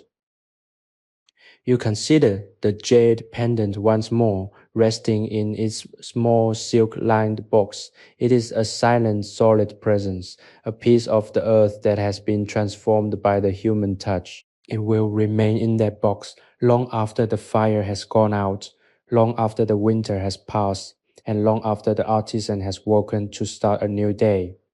It is an object of endurance. You feel a sense of kinship with it, realizing that you too are being shaped by your experiences, being polished by the passage of time, and becoming something that carries the history of your own efforts. You are a work in progress, and tonight you have been worked upon by the quiet, by the warmth, and by the peace of this room. The house seems to breathe one final deep sigh of structural settlement, a gentle creak that vibrates through the floor and into your very core. It is the sound of total safety. There is nowhere else you need to be. There is nothing else you need to do. The night has finished its work of protecting you, and now it is preparing to hand you over to the healing, restorative power of deep sleep. You are at the threshold, the very edge of consciousness, where the last of the thoughts are dissolving into images, and the images are dissolving into dreams. The air is still, the fire is embers, and the world is far, far away. You are tucked into the corner of history, held by the ancient wisdom of the courtyard, and wrapped in the quiet strength of the night. There is no cold that can reach you, no noise that can disturb you, and no worry that can find you. You are held, you are safe, you are home. Let the darkness finish the work of comforting you, and let the peace that you have found here become the foundation for the dreams you are about to have. Everything is and will always be as it should be. The transition from the final hours of the night into the threshold of dawn is so subtle that you barely notice the shift in the quality of the stillness. The air in the courtyard room, while still retaining the comforting dry warmth of the charcoal hearth, has gained a crisp, expectant clarity. You are lying in a space where time feels suspended, a pocket of existence that exists outside the standard flow of the outside world. The artisan remains in his deep, rhythmic slumber, his form a silhouette of complete, unburdened peace. You are his silent companion in this sanctuary, the recipient of the same profound, restorative quietude he has so carefully cultivated. You find yourself dwelling on the concept of the hearth. In 1750, as in all ages, the fire is the literal and figurative heart of the home. It is the point of convergence where the human spirit meets the fundamental elements of the earth. You have sat by this fire, felt its radiating heat soak into your limbs, and witnessed the way it transformed the atmosphere of the room into something sacred. It is a primitive, ancient comfort, one that bypasses the intellectual mind and speaks directly to the body. Your body now knows this peace. It recognizes the safety of the fire, the insulation of the walls, and the reliability of the night. You are being lulled by the most fundamental rhythm of human history. The objects around you, the scrolls, the brushes, the stone carving tools, have become familiar companions in the darkness. They are the silent witnesses to a life dedicated to refinement. You imagine the years of practice it took for the artisan to develop his steady hand, the countless hours spent repeating the same motions until they became second nature. There is a great quiet beauty in such mastery. It is a form of prayer, a dedication of self to the betterment of a skill. You have been brought into this meditative space and you have found that the same level of focus can be applied to the act of resting. You are practicing the craft of tranquility, honing your own ability to be still and centered. The darkness is no longer a void. It is a rich, dark tapestry that wraps around you, shielding you from the intrusions of the external world. You feel as though you are tucked into a shell, a protective layer that allows you to be vulnerable, to be soft, and to let go of the rigid defenses you usually carry. The walls of the courtyard are thick, made of baked brick and reinforced with timber, and they seem to hold a memory of all the stillness they have protected over the centuries. You are not just resting in a room, you are resting in a continuum of peace. Thousands of nights have been passed here. Thousands of people have sought refuge from the winter here, and you are simply the current iteration of that timeless human experience. You notice how your breathing has become perfectly aligned with the room. It is a slow oceanic movement, a steady rise and fall that feels like it is moving in time with the rotation of the earth itself. There is no urgency in your breath. You are not trying to reach a goal or finish a task. You are simply allowing the breath to exist, to fill you, and to leave you in a continuous, graceful cycle. This is the secret of the sanctuary, the realization that you do not need to do anything to deserve this peace. It is already here, waiting for you, inherent in the very structure of the moment. The scent of the room is now a complex layered fragrance, the ghost of the sandalwood incense, the mineral dust of the jade, the rich smoky scent of the charcoal, and the dry, sweet smell of aged paper from the scrolls. It is a smell that feels like wisdom. You feel as though you are absorbing this knowledge through your senses, learning the lessons of the artisan's life without having to hear a single word. The lesson is simple. Attend to what is in front of you. Treat the material, the tool, and the moment with respect. Find the beauty in the small details, and the rest will follow. You feel a sense of profound internal expansion. The boundaries of your own stress, which once felt like a hard, confining shell, have softened and dissolved. You are now a part of the vast, quiet expanse of the room.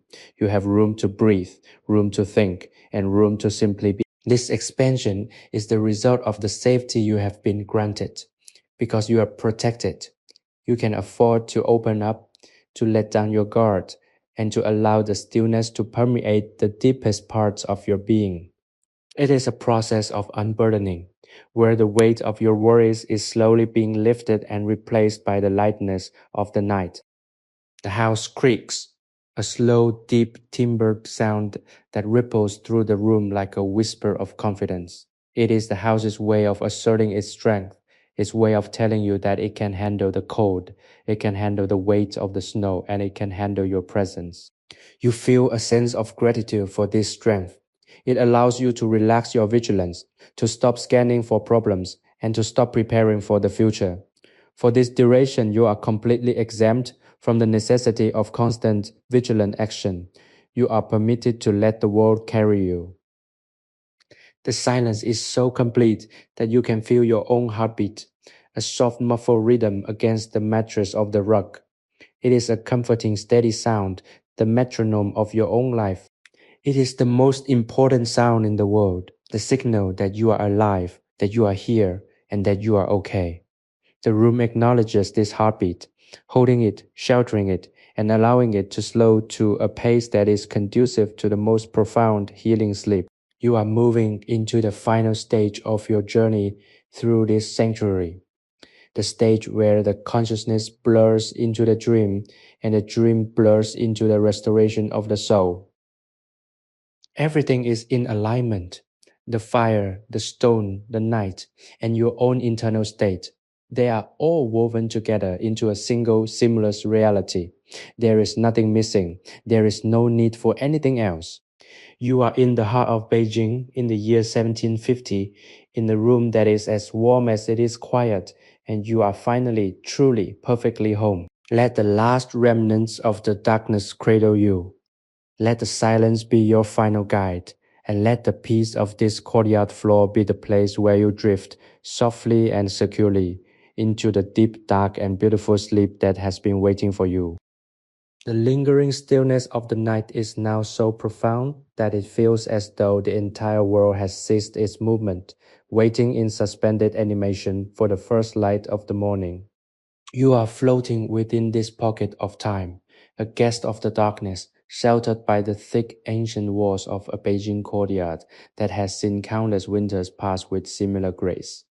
The artisan has long since surrendered to the deepest layer of his slumber. He's breathing a soft, rhythmic lullaby that permeates the room. You have found that you are no longer just observing this piece, you are breathing it in, allowing the very atmosphere of the room to regulate your own internal cadence.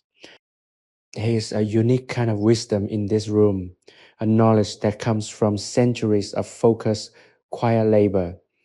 You can sense it in the way the furniture is arranged, in the way the light from the charcoal brazier seems to find the most soothing path across the floorboards, and in the way the air feels purified by the scent of sandalwood and old books.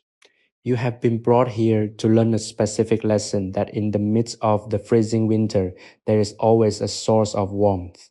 You have discovered that this source is not just the fire, but the presence of someone who knows how to attend to the fire. You have found the same capacity within yourself, the ability to tend to your own internal flame and keep it burning even when the world outside feels harsh and unforgiving. As the hours continue to drift by, you find that the concepts of past and future lose all their urgency. The year 1750, the Forbidden City, the bustling streets of the capital. These are all stories that live outside these walls. Within this room, there is only the presence of the now. You are experiencing the purity of the present moment, a rare and precious condition where no external demand can reach you. The silence is your teacher, guiding you toward a state of mind where thought is replaced by awareness and where striving is replaced by simply being. It is the most beautiful, liberating feeling you have ever known, a true release from the gravity of your own life's concerns. You feel a deep, resonant gratitude for the rug beneath you, the thick woolen fibers that have insulated you from the hardness of the floor and the chill of the earth. It is a humble object, yet it has been the foundation of your entire experience of comfort tonight. It reminds you that the greatest luxuries are often the simplest ones, a warm place to sit, a soft place to rest, and a silence to hear your own heart. You have been taught to appreciate these simple truths again, to strip away the complex layers of modern necessity and return to the basic honest requirements of human well-being. The artisan in his wisdom has provided exactly what was needed and nothing more. The darkness is now punctuated by the most subtle shifts in temperature. You can feel the air moving in imperceptible, delicate currents, a testament to the fact that even in the deepest silence, life continues to unfold. The house itself is a living thing, expanding and contracting, responding to the cold outside with its own internal strength. You feel as though you are tucked inside the living wood of the building, protected by its history and strengthened by its resolve. You are not alone. You are part of an ancient protective tradition, a line of travelers who have found refuge in the courtyard of a master. Your thoughts, when they do arise, are not the sharp, jagged thoughts of the day, but soft, rounded impressions that float like bubbles in a quiet pool. You think of the jade pendant again not as an object to be analyzed, but as a symbol of the process itself, the patient application of skill, the respect for the material, and the quiet joy of discovery. You realize that you are currently engaged in a similar process. You are being shaped by the silence, smoothed by the slow passage of time, and polished by the warmth of the room. You are becoming a vessel for this peace, a carrier of this stillness that you can take with you when you finally rise and leave this room. The smell of the charcoal has become a comforting, constant presence, a reminder that the hearth is the guardian of the home. It is the scent of the survival of the human spirit through the long, dark nights of history. You feel as though you are inhaling the essence of resilience, the strength of the people who built this city, who walk these streets, and who nurtured these fires through centuries of winter. It is an inspiring, grounding scent, one that reminds you that you too have the capacity to endure, to adapt, and to find warmth in the most unexpected of places. There is a sense of completion that is beginning to settle over your consciousness, a feeling that your time in this sanctuary has been perfectly served. You have explored the room, witnessed the craft, shared in the silence, and surrendered to the rest. You have left no stone unturned in your search for this peace, and now that you have found it, you are ready to let it carry you into the final deepest phase of your rest. The room is no longer an external space, it has become an internal one. You are carrying the courtyard with you, the warmth, the silence, and the strength of the artisan's presence. The rhythm of the night is now absolute. Every sound, from the soft, distant whistle of the wind to the near constant gentle creaking of the timber, is perfectly integrated into a single cohesive lullaby. You are being held in the palm of the night, cradled by the history of the house, and guided by the wisdom of the master. You are at the final, most profound stage of your journey, where the world beyond the walls no longer exists, and only the peace of this room remains. You are drifting into the deep, dark, and beautiful sleep, and you know with absolute certainty that you are perfectly safe. Everything is in its place. The fire has done its duty, the stone has revealed its form, the night has offered its protection, and your spirit has found its rest. You are at the center of the world, in the most quiet, most warm, and most safe room that has ever existed in your heart. Let the rest of the night unfold as it will. You have already received the gift of this sanctuary, and it will remain with you long after the dawn breaks. You are at peace, and you are finally ready to let go of the last soft thread of consciousness, sinking into the deep restorative rest that is your birthright. The dawn is approaching, though here in the deep heart of the courtyard, the transition remains veiled in a profound, velvety dark. You are residing in a space where time has lost its sharp, demanding edges, smoothing out into a continuous flowing stream of existence. The artisan, still lost in his deep restorative slumber, serves as the anchor for the entire room, his steady and unhurried breath dictating the tempo of the air itself. You are finding that the longer you remain in this sanctuary, the more your own consciousness begins to mirror the stillness of the architecture. It is a profound synchronization, a feeling of being tuned to the same frequency as the ancient stones and the seasoned wood that form this protective shell against the winter. You find yourself appreciating the resilience of this room. In the year 1750, a courtyard home is more than just a place to reside. It is a manifestation of social order, of tradition, and of the fundamental human need for shelter from the elements. The thick walls are a testament to the effort put forth by those who built them, a commitment to enduring the long, harsh seasons of the North. To be inside such a space is to participate in a legacy of endurance. You feel a sense of kinship with all those who have stood in this very spot, felt the same warmth, and found the same reprieve from the pressures of the day. You are not alone. You are part of a lineage of people who understand that peace must be sought out, constructed, and protected. Your mind, usually so active and prone to wandering through the mazes of anticipation and recollection, has found a rare, perfect balance. It is like the surface of a still pond, mirroring the darkness above without a single ripple of agitation. You are not trying to reach any conclusion, nor are you attempting to solve any riddle. You are simply allowing the experience of the night to permeate your being. You have discovered that you do not need to be productive or useful to have value. Your presence here in this moment of quiet is sufficient.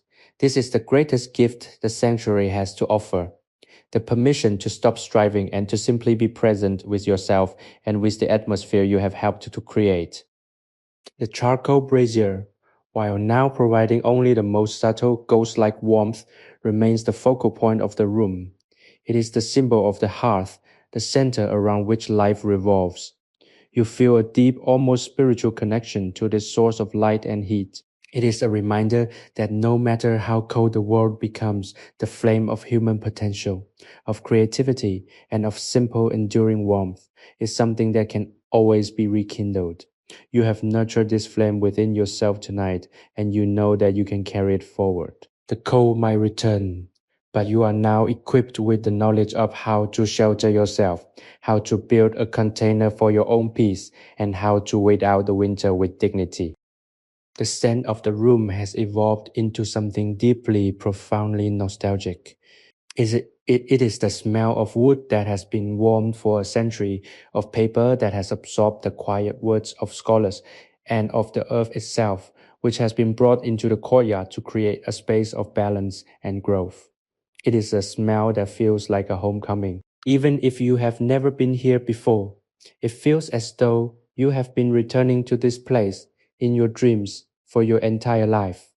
It is the scent of safety, of familiarity, and of deep, undisturbed rest. You feel yourself sinking deeper into this scent, letting it fill your lungs and clear the remnants of the day from your mind. You are acutely aware of the silence. It is not a passive, empty silence, but an active, supportive one. It is as if the room itself is listening to you, acknowledging your need for rest, and providing the containment you require to let go of your defenses. You feel the boundaries of your body softening, the tension in your joints melting away, and the heaviness of your limbs becoming a source of comfort rather than a burden. You are being held by the floor, by the rug, and by the history of the room. There is no part of you that is not supported. There is no part of you that is required to work. The images that dance in the fringes of your awareness are soft, dreamlike, and utterly harmless. You imagine the snow falling on the rooftops of the city, the silence it creates as it covers the streets, and the way the capital sleeps under its heavy white blanket. You imagine the people in their own homes dreaming their own dreams, connected by this shared silent and wintry night. It is a moment of collective stillness, a time when the world slows down and finds a common rhythm in the dark. You are a part of that rhythm, a participant in the great quiet life of the city. The artisan's breathing shifts ever so slightly, a sign that he is drifting into the final light stages of his rest. You feel a faint instinctive urge to mirror him, a subtle alignment that confirms your deep connection to this space. It is a silent communication, an understanding that transcends words. You are both here in the same sanctuary, riding the same current of peace toward the morning.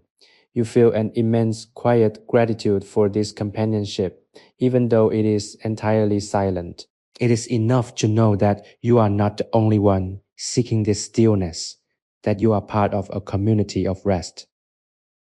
The house creaks again, a sound so familiar and comforting that it feels like a soft word spoken in your ear. It is the sound of the house stretching as it prepares to face the new day.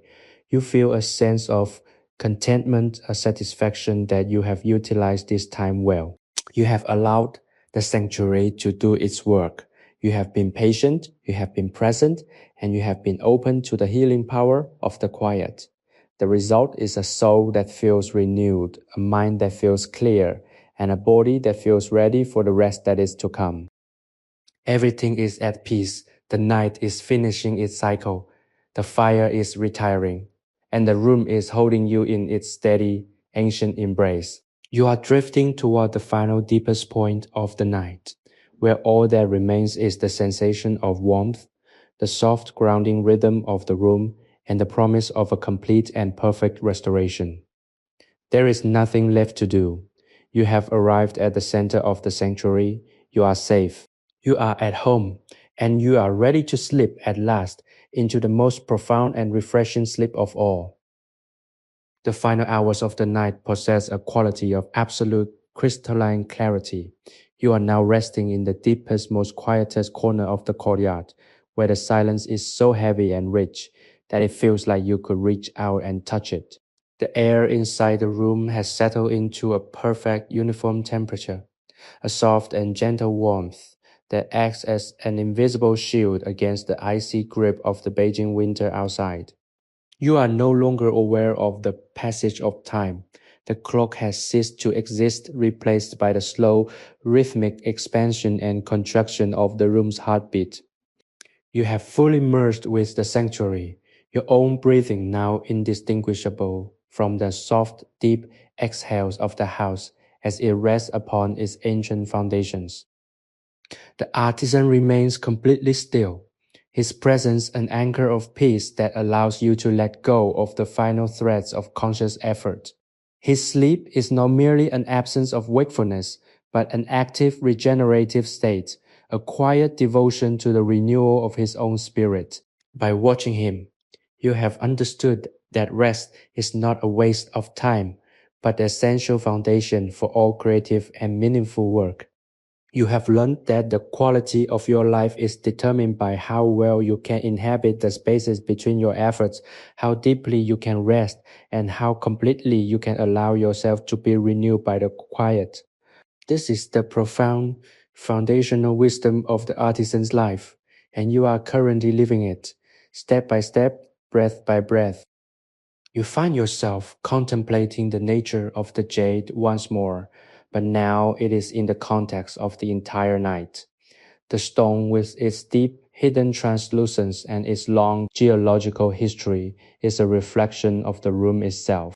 Both the stone and the sanctuary have been formed by immense, slow forces, the pressures of the earth, the passage of centuries, and the dedicated, patient touch of the human hand. They are both vessels of potential. Just as the stone contained the cloud pattern waiting to be revealed, the room contains the peace waiting to be experienced. You are the one who has brought the focus necessary to reveal this beauty, and in doing so, you have been revealed to yourself in a state of grace.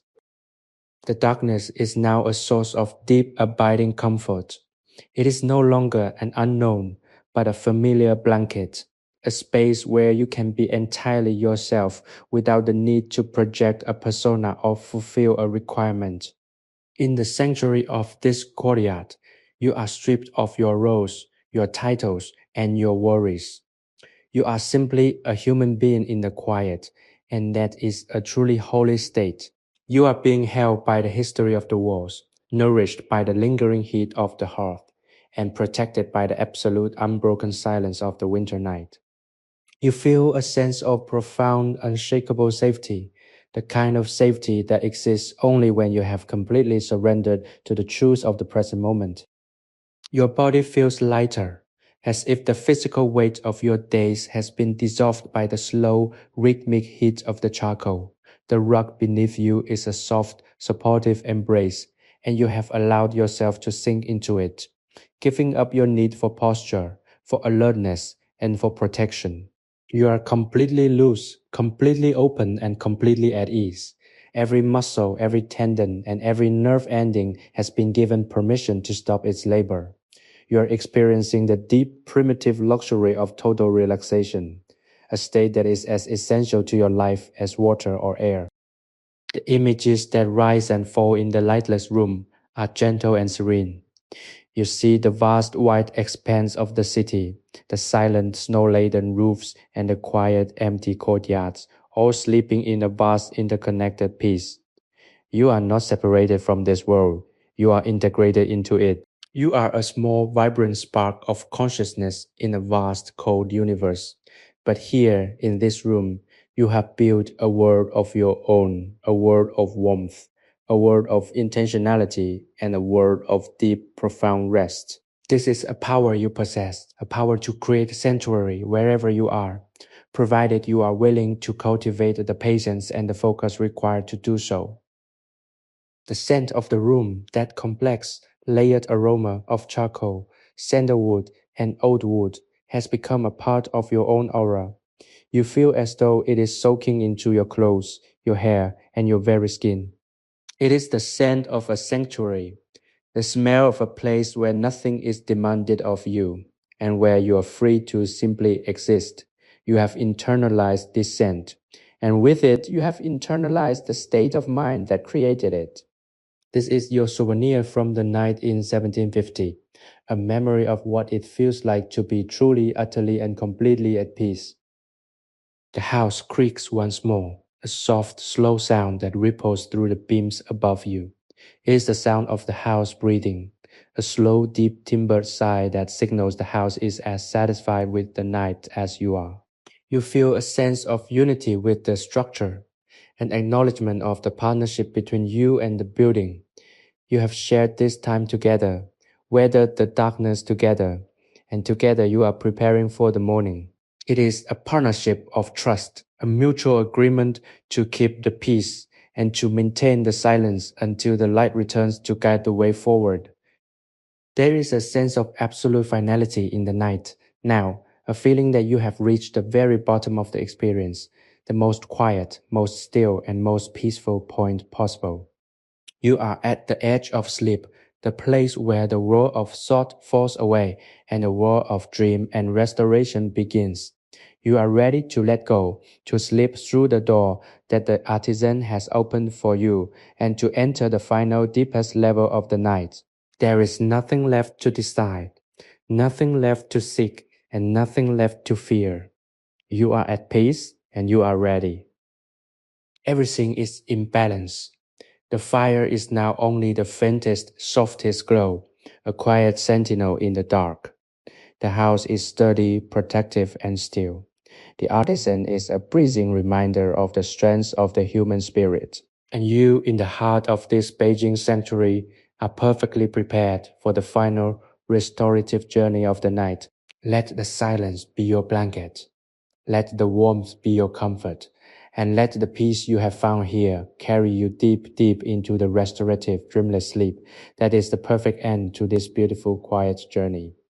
You are safe, you are at rest, you are entirely, completely at home. The deep, indigo hues of the pre-dawn hour are beginning to press against the paper screens of the windows, yet inside the room retains its golden, subterranean quality.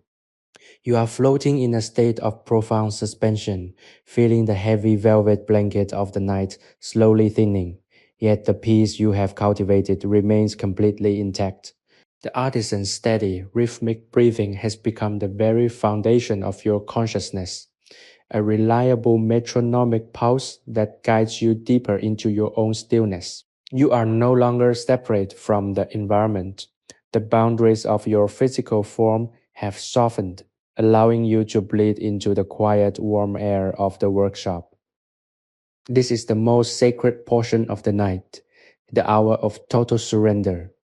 You have journeyed through the intense focus of the day, the meditative labor of the carving, and the long, slow cooling of the embers. Now, you have arrived at the final, most essential phase, the absolute release of all held tension. You feel your spine, usually so rigid with the requirements of the day, finally unspooling along the plush insulating wool of the rug. It is a physical revelation, an acknowledgement that your body has been carrying a weight you hadn't fully recognized until you were given the grace to set it down. You are being held by the floor, by the house, and by the history of this place. The silence has a flavor now, a crisp and clean essence that suggests the world outside is waking up, even if you are not. You imagine the blue light of early morning touching the tops of the snow-covered roofs of Beijing, the way the frost glitters in the first shy rays of the sun. But that is a world away here. You are still deep in the belly of the sanctuary. The charcoal fire has long since faded to a gray, gentle ash, but the warmth it generated remains trapped within the thick brick walls, an eternal radiating comfort that keeps you insulated from the encroaching day. You find yourself reflecting on the nature of the jade pendant once again.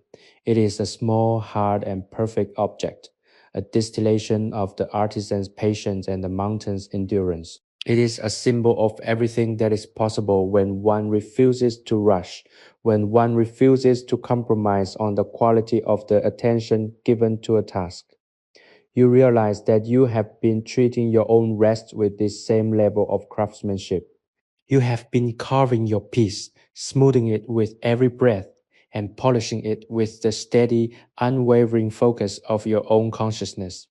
You have turned a raw, fragmented sense of self into something solid, smooth, and valuable.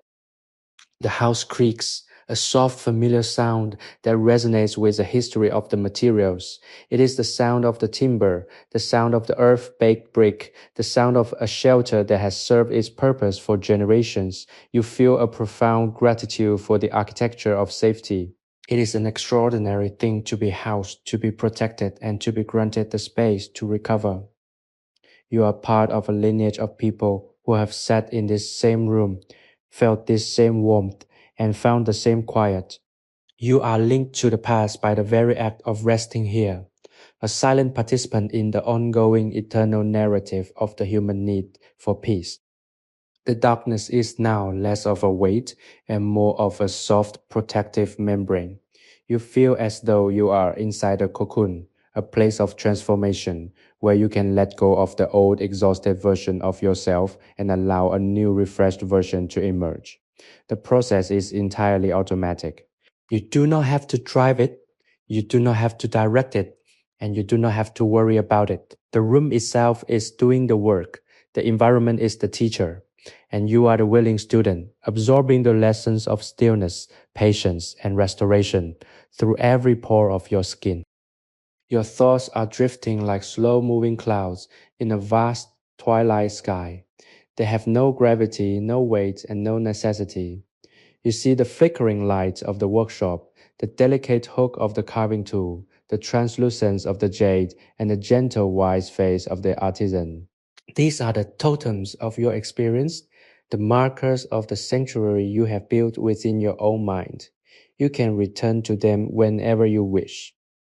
You are carrying this courtyard within you now, a secret, inner garden of stone and fire, where you can always retreat, no matter where you are or what the world outside demands of you.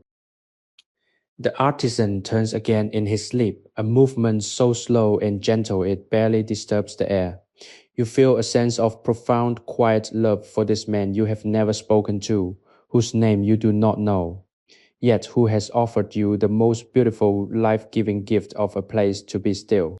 He is a master, not just of jade, but of the art of living. He has shown you that it is possible to live a life of depth, a life of focus, and a life of peace, even in the middle of a vast, demanding empire. He has shown you the power of the individual to create a sanctuary, to hold a flame, and to be a steady presence in a world of constant chaotic motion. The air is now very still, waiting for the first true signal of the morning. You feel your heartbeat slowing, your breathing becoming almost indistinguishable from the quiet, rhythmic pulse of the house. You have reached the very center of the sanctuary, the most quiet, the most warm, and the most safe point in the entire world. You are completely surrendered to the night. There is no resistance, no hesitation, and no fear. You are floating in the stillness, a part of the house, a part of the night, and a part of the deep, enduring peace that defines this moment. Let the light come when it may. You are already prepared, you are already refreshed, you have been held by the history of this courtyard, and you are ready to carry this stillness back into the world when the time comes. But for now, you remain in the deepest, most beautiful, and most restorative phase of the journey. You are resting in the heart of the sanctuary, where the fire is still, the stone is silent, and the peace is absolute. You are safe, you are home. You are ready to enter the final perfect and dreamless sleep that completes your time in this quiet, warm, and historical room. The light of the coming dawn remains a distant promise, yet the atmosphere within the courtyard room has undergone a subtle, inevitable change. The air, while still retaining the lingering precious heat of the charcoal embers, has taken on a quality of anticipation, as if the very house is holding its breath in the moments before the world reawakens. You are lying in the center of this anticipation, feeling the shift in the room's energy. It is not an agitation. It is a gentle, quiet readiness. You have been sheltered through the absolute darkness of the night, and now you are witnessing the transition from the deep, restorative rest into the nascent stirrings of a new day. The artisan is still his form deep within the cocoon of his blankets, reflecting a profound sense of closure. He has finished his labor, he has enjoyed his rest, and he is now waiting for the natural cycle of the morning to guide him into his next task. You find yourself reflecting on the beauty of this rhythm. There is no struggle in the artisan's way of life, only a fluid adherence to the necessities of the moment. If it is time to work, he works with total focus. If it is time to rest, he rests with total abandon. You are finally learning this rhythm for yourself. You have spent the night unlearning the frantic, fractured pace of your own life and replacing it with the steady, reliable heartbeat of this ancient, purposeful existence. The silence has become an active, living thing. It is no longer just an absence of noise, but a presence that seems to fill every corner of the room, cradling the objects, the walls, and the occupants in a soft, protective embrace. You feel a deep, resonant sense of gratitude for this silence. It has been your primary companion tonight, the medium through which you have learned to see, to hear, and to feel again. It has stripped away the static of your own thoughts, leaving behind a mind that is clear, calm, and receptive. You have been washed clean by the quiet, and you feel lighter, more spacious, and more aligned with the fundamental nature of your own being. The scent of the room, that complex, evocative blend of sandalwood, charcoal ash, and the faint earthy mineral of the jade, has become a part of your memory, a sensory map that you can use to return to this moment whenever you find yourself in need of sanctuary. It is a grounding scent, one that speaks of longevity, of the slow process of refinement, and of the enduring value of a life lived with intention. You realize that you have not just been visiting a room in 1750, you have been learning how to inhabit your own life with the same grace and the same depth of focus that the artisan brings to his jade. You are acutely aware of your own heartbeat, a soft, steady thud that acts as the final anchor for your consciousness.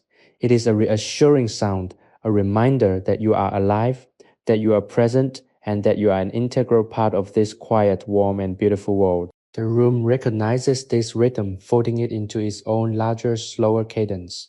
You are in perfect resonance with your surroundings. There is no longer any separation between you and the room. You have become part of the history, part of the wood, and part of the peace that fills this courtyard.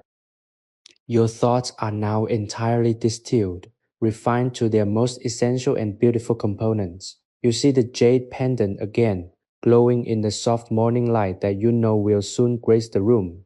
You see the snow outside, now surely a deep pristine layer that has transformed the city into a cathedral of white.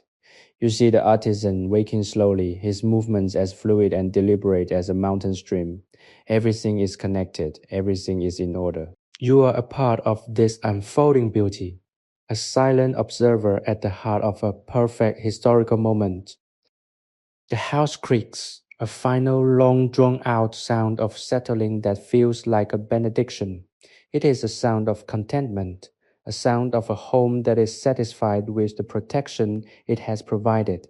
You feel a sense of profound quiet love for the building, for the materials, and for the way they have worked together to keep you safe and warm through the long freezing winter night.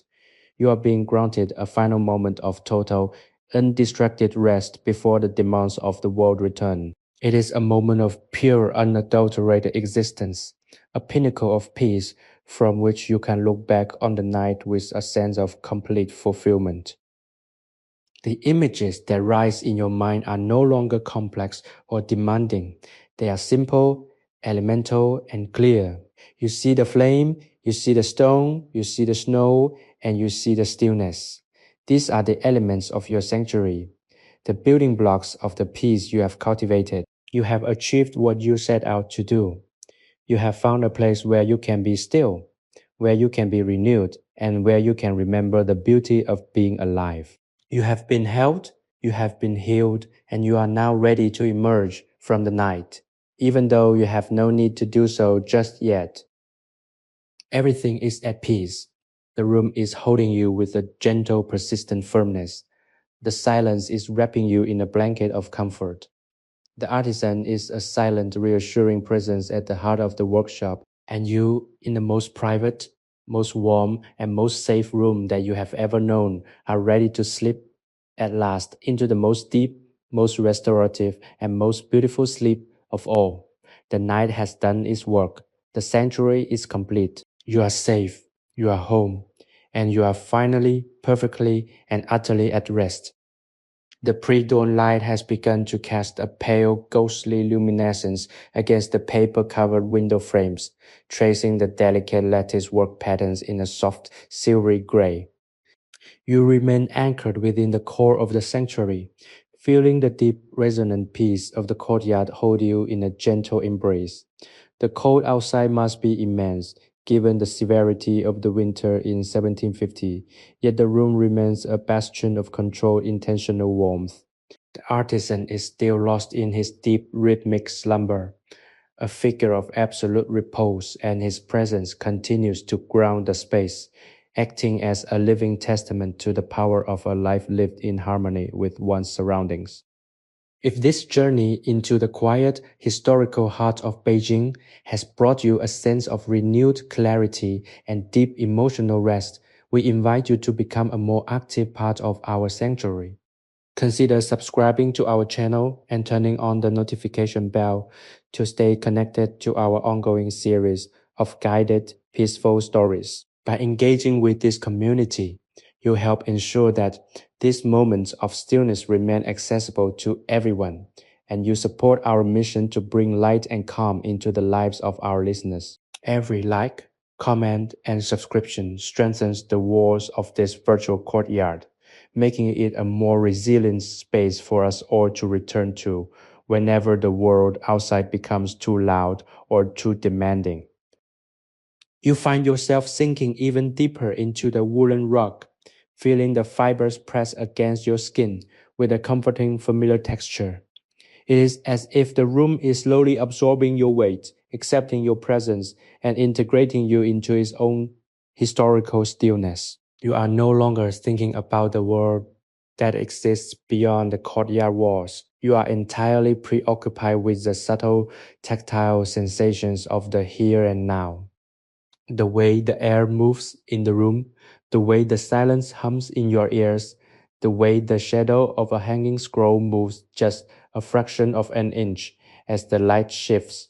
Every detail is a point of meditation, a hook for your attention to hang upon as you drift further into the depths of rest. You are witnessing the transition of the house from the quiet of the night to the quiet of the dawn. It is a slow evolutionary process, much like the carving of the jade. It cannot be rushed. It must be allowed to happen in its own time. You feel a profound respect for this inevitability. In your own life, you are so often fighting the passage of time, trying to speed things up, trying to force results, and trying to impose your will on the flow of events. Here you have learned the beauty of surrender. You have learned to trust the process, to let the night run its course, and to wait for the light with patience rather than impatience. The scent of the room, once so sharp and distinct, has mellowed into a faint, lingering, and sweet musk. It is the smell of a space that has been well lived in, well cared for, and well loved. It carries the history of the artisans, the scholars, and the travelers who have sought shelter here, each one leaving a trace of their own peace, their own focus, and their own resilience. You are walking in their footsteps, resting in their warmth, and inheriting their stillness. You feel as though you are a part of a much larger, much deeper history, one that is not concerned with the rise and fall of dynasties, but with the fundamental, eternal human need for a quiet corner, a warm fire, and a moment to breathe. You are reaching a state of consciousness that is almost entirely nonverbal. The words you are using to describe this experience are becoming thinner, more transparent, and less necessary. You are approaching the state of the stone itself, solid, clear, and unburdened by language. You are being shaped by the environment your rougher edges being smoothed away by the persistence of the quiet. It is a form of spiritual alchemy, where the base, chaotic energy of the human experience is being transmuted into the gold of stillness and clarity. You feel entirely, completely changed by your time in this room. The house creaks, a slow, deep timbered sound that ripples through the room like a whisper of confidence. It is the sound of a home that is standing firm against the elements, a home that is protecting its inhabitants. You are nestled within this protection. The history of this courtyard, the strength of its walls, and the quiet dedication of its master have all come together to form this shield around you. You are held by history, and you are held by the peace of the present. You are ready to let go of the last few threads of conscious thought to allow yourself to slip completely into the current of rest that flows through this room. You feel a profound sense of kinship with the artisan. Even without words, there is a deep, abiding connection. You are both here in this frozen moment of history, sharing the sanctuary of this room. The cold may rage outside, but it cannot touch the peace you have found within. The room feels safer now, more settled. The objects around you, the scrolls, the tools, the brazier, all seem to hold a piece of this stillness, a memory of the care that has been invested in this place. Everything is slow, everything is intentional. The night is finally truly drawing to its close. The darkness is receding, not in a rush, but with the slow, dignified movement of a tide going out. You are not sad to see it go. You are ready to welcome the light. You have achieved what you came here to do. You have reached the core of the sanctuary, and you have found that the sanctuary is not a place you visit, but a place you inhabit. It is the stillness within you. You are ready to carry this peace out into the world, to let it inform your actions, your thoughts, and your connections with others. You have been refreshed, renewed, and restored. Everything is in alignment. The room, the artisan, the history, and your own quiet, breathing heart. You are in the heart of the sanctuary where the fire is still. The stone is silent and the peace is absolute. You are safe. You are home. You are ready to enter the final restorative journey of the night. Let the light come in its own time. For now, you remain in the deepest, most beautiful, and most restorative phase of the journey. You are resting in the heart of the sanctuary, where the peace is yours to keep, and the silence is your most faithful companion. The first light of the morning is beginning to touch the highest eaves of the courtyard, filtering through the intricate wooden lattices with a softness that is almost holy. You are lingering in the final precious moments of your sanctuary, feeling the transition from the deep protective dark into the gentle revealing gray of the dawn. The room has been your cocoon, your fortress, and your teacher. And even as the world beyond the walls prepares to stir, you remain safely tucked within the profound, unshakable stillness of this 1750 Beijing winter. The artisan is still at rest, his steady, rhythmic breath, a constant melody that continues to weave peace into the very fabric of the room. You have learned the rhythm of this life, a rhythm that prioritizes the health of the spirit and the integrity of the work above all else. And you find that this knowledge has settled deep into your bones. You are no longer the same person who first entered this courtyard. The frantic external pressures that once dictated your pace have been replaced by a grounded internal stability. You have discovered that you can control your own environment, not by changing the world, but by changing how you inhabit it, by creating this internal sanctuary, by choosing to focus on the immediate, the beautiful, and the essential. You have liberated yourself from the noise of the outside. This is a practice you can take with you, a quiet architecture of the mind that you can reconstruct anywhere, anytime, simply by pausing, breathing, and refocusing your attention on what is truly important. The artisan's life of jade carving has been the perfect illustration of this, one strike at a time, one breath at a time, one moment of complete, undivided presence. The room is slowly coming to life, not with noise, but with the subtle shifting of shadows as the sun continues its climb. The objects that were once hidden in the darkness are now being revealed in a soft, monochromatic light. The curve of the ceramic teapot, the elegant aged edges of the scrolls, the sharp, purposeful glint of the carving tools. Each one looks different in the morning, but they remain the same anchors of industry and care. You appreciate them now with a new perspective, seeing them not as mere tools, but as participants in the daily ritual of living. You feel a deep abiding respect for the labor that has built this world, for the patience that has maintained it, and for the quiet strength that has kept it safe through the longest, coldest night. You are experiencing a final lingering sensation of total integration. Your body, your mind, and your environment have become a single coherent whole. The coolness of the floor, the remaining warmth in the air, the sound of the house breathing as it expands in the rising sun. You are aware of it all, not as separate data points, but as a unified experience of being. This is the ultimate goal of the sanctuary, to stop the compartmentalization of your life and to return to a state of undivided presence. You are not a visitor, you are part of the scene. You are a note in the song that this room has been singing for centuries, a moment of stillness captured in the amber of time. The scent of the room has shifted once more, becoming clearer, crisper, and more vibrant with the arrival of the morning. It is no longer just the musk of ash and old wood. It is the scent of the promise of a new day, a freshness that feels like a clean start. You feel this same freshness in your own mind. The cobwebs of worry have been cleared away.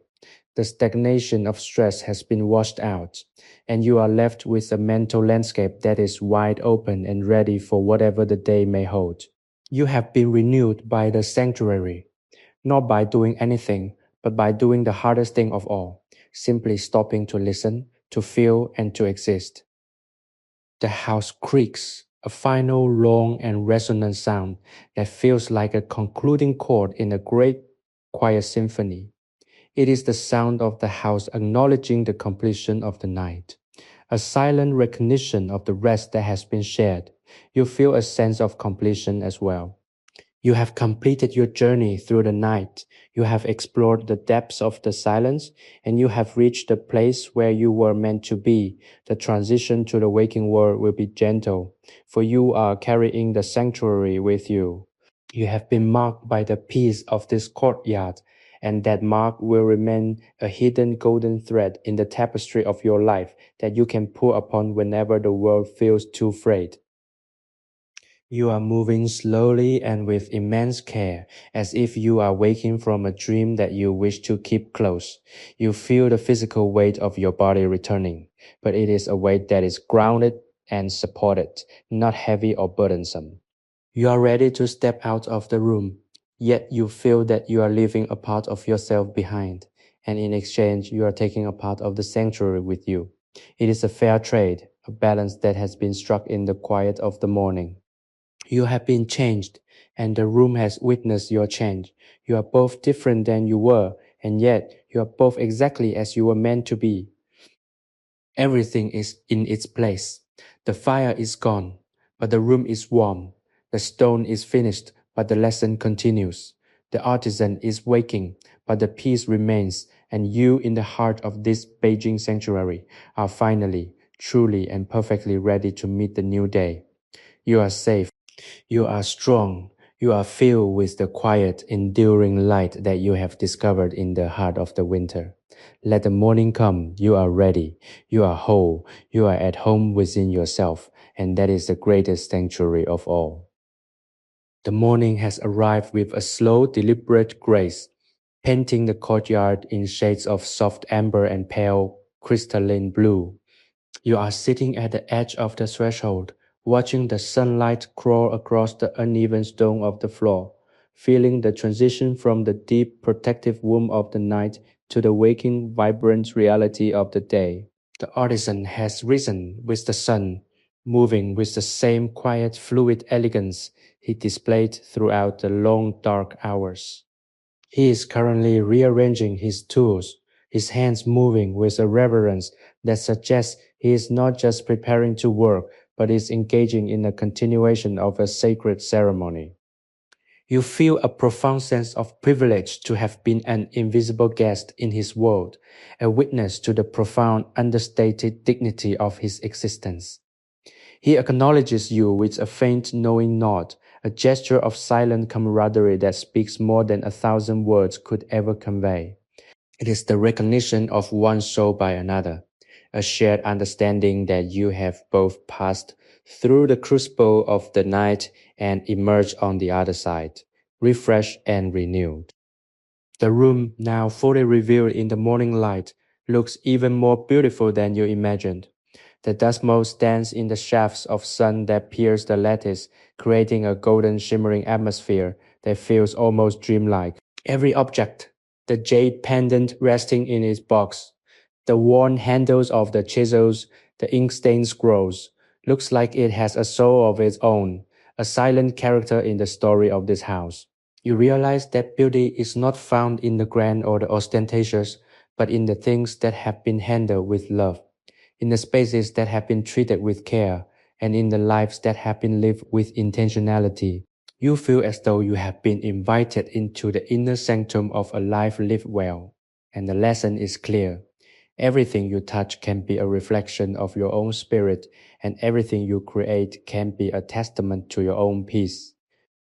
As you step out into the courtyard, the air is sharp and bracing, a stark contrast to the thick, warm insulation of the workshop.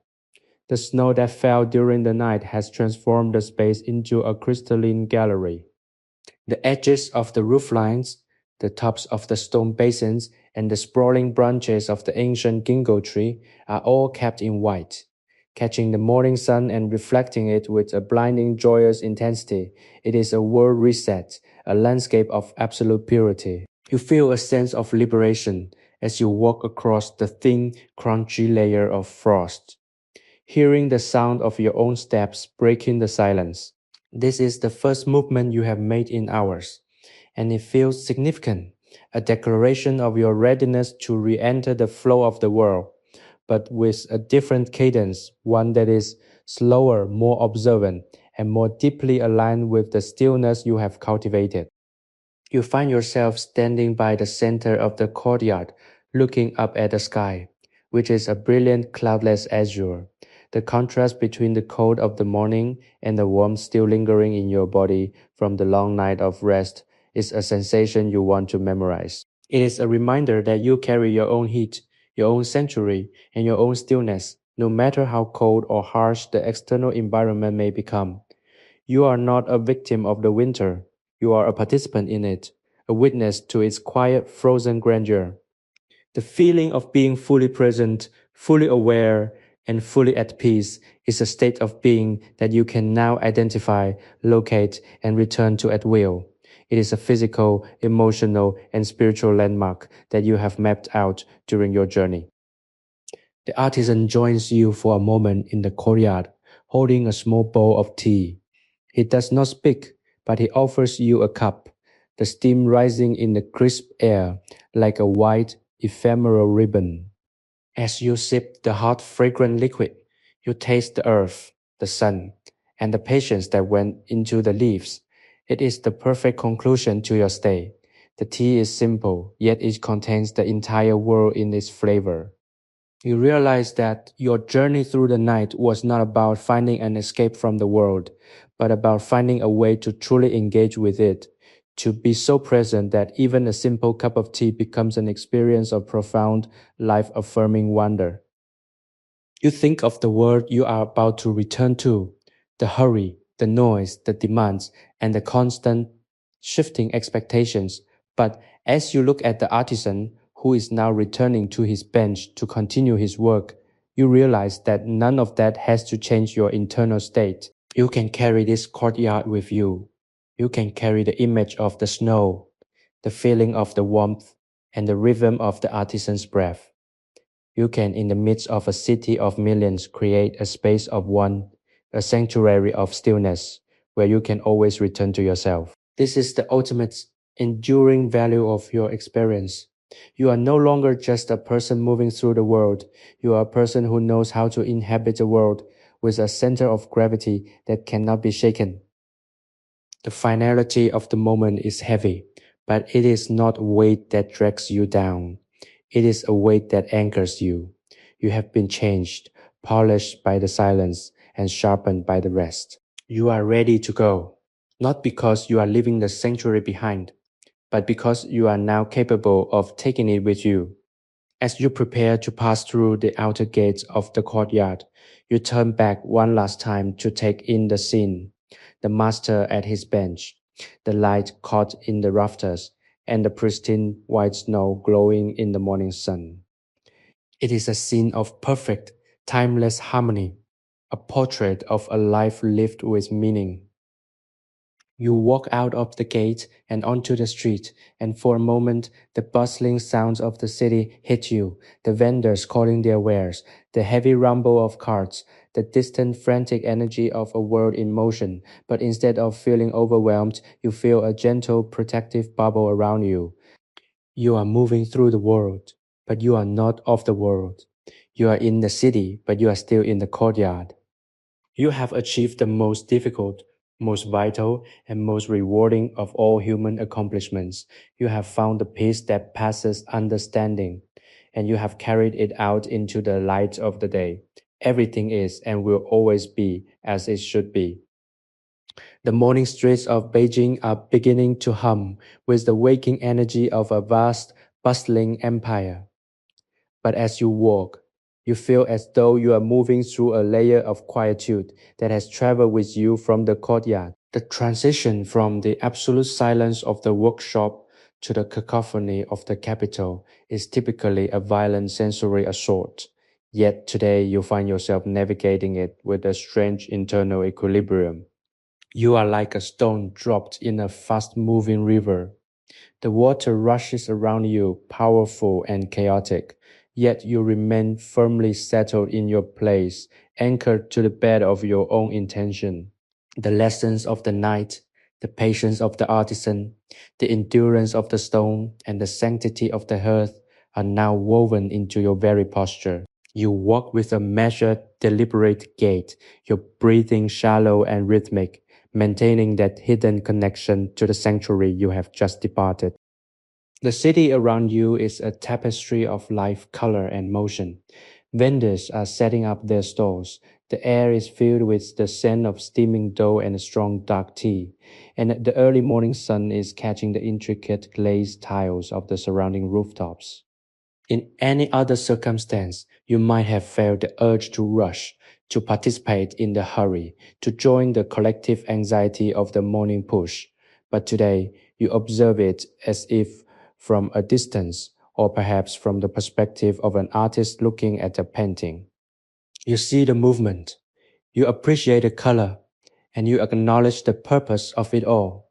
But you do not feel compelled to be consumed by it. You have learned that you are an observer of your life as much as you are a participant, and that distance is the key to maintaining your own internal climate, regardless of the weather in the world outside. You find yourself passing the familiar landmarks that seemed so daunting yesterday.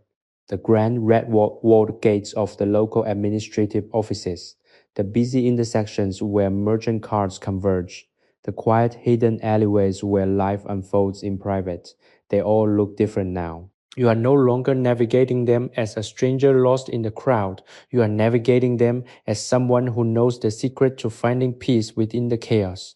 You think back to the charcoal brazier and the way its glow remained constant even when the world outside was biting cold. You realize that you are carrying that same brazier within your chest. It is a source of steady, reliable light that you can feed and protect, no matter how cold the winds of the outside world may blow. The memory of the artisan's hands, the way they moved, the way they gripped, the way they hesitated with respect before every strike, is a lesson that guides your own interaction with the city. As you interact with the people you meet, a merchant who accidentally bumps into you, a beggar asking for a coin, a traveler trying to find their way, you find yourself moving with that same deliberate care. You are not hurried, you are not frustrated, you are present. You see the humanity in the other, and you respond with a clarity that is born from your night of deep, undisturbed rest. You realize that the greatest contribution you can make to this world is simply to be a person who is at peace, for peace is contagious and it acts as a silent, powerful balm on the agitated spirits of those around you. As the sun climbs higher, the reality of the morning begins to settle in, but it is a morning that feels entirely new. You are seeing the architecture of the city not just as wood and stone, but as a reflection of the same principles that build the courtyard: order, balance, and purpose. You feel a sense of pride in having participated, even for a few hours, in the lineage of the city's caretakers. You are no longer just an inhabitant, you are a guardian of the quiet. You understand now that the strength of Beijing, the strength of any great place, is found in the quiet inner rooms where people retreat to replenish their souls. You have been in one of those rooms, and you know the secret of its strength. You reach a small quiet park tucked away from the main thoroughfare, and you take a moment to sit on a stone bench. The trees are bare, their branches reaching up to the sky like the veins of a giant. Yet you see the resilience in their bark, the way they are waiting, storing their energy for the cycle of spring. It is another lesson in patience. You have learned that life is composed of these cycles of active growth and of quiet conservation, and you are currently in a state of conservation, holding on to the stillness, letting it root itself deep within you so that when your time for active growth returns, you will be strong, focused, and ready. You close your eyes for a moment, and you can still smell the sandalwood incense. You can still feel the warmth of the floor beneath you, and you can still hear the distant, comforting creak of the timber. The feeling of gratitude is overwhelming. You are grateful for the exhaustion that led you to the artisan's door, grateful for the cold that made the warmth of the fire so intense, and grateful for the silence that allowed you to hear your own heart. You have been through a transformation that was as subtle as it was profound. You are the same person you were when you arrived, yet you are completely transformed. You are a vessel for the lessons of the night, a bearer of the flame. You open your eyes, and the city looks, if possible, even more vivid. You are ready to engage with it, not with the desperation of someone trying to grab at life, but with the confidence of someone who is fully rooted in their own quiet power. Everything is in alignment. The city is awake. The world is in motion, and you are right in the center of it, as still and as solid as the jade on the artisan's bench. You have completed your journey, but in a very real way, it has only just begun. The sanctuary you visited is now the sanctuary you inhabit. You walk back into the flow of the street, no longer a stranger, no longer a traveler, but a participant in the deep, ancient, and beautiful cycle of life. You are at peace, you are grounded, and you are ready. The day is yours to experience, to savor, and to live with the same intentionality as the master in his quiet, warm, and perfect room. The path you follow now is no longer the one you walked when you were searching for shelter. It is the path of someone who has returned from the quiet center and finds the world transformed by that inward journey. As you move through the bustling arteries of Beijing, the noise that once felt like a tide threatening to drown you now feels like a vibrant, necessary element of the city's living, breathing constitution. You are no longer in conflict with the external world. The friction that previously defined your interactions has been smoothed away, replaced by a supple, yielding quality of presence. It is as if you have been coated in the very oil that the artisan used to polish his jade, allowing the rough textures of human encounter to slide past you without causing a spark of agitation. Your internal compass is oriented toward the stillness you discovered in the courtyard. Every decision you make, every interaction you engage in, is tempered by the memory of that night. When a merchant raises his voice in a dispute, you do not feel the urge to escalate. You feel only the urge to breathe.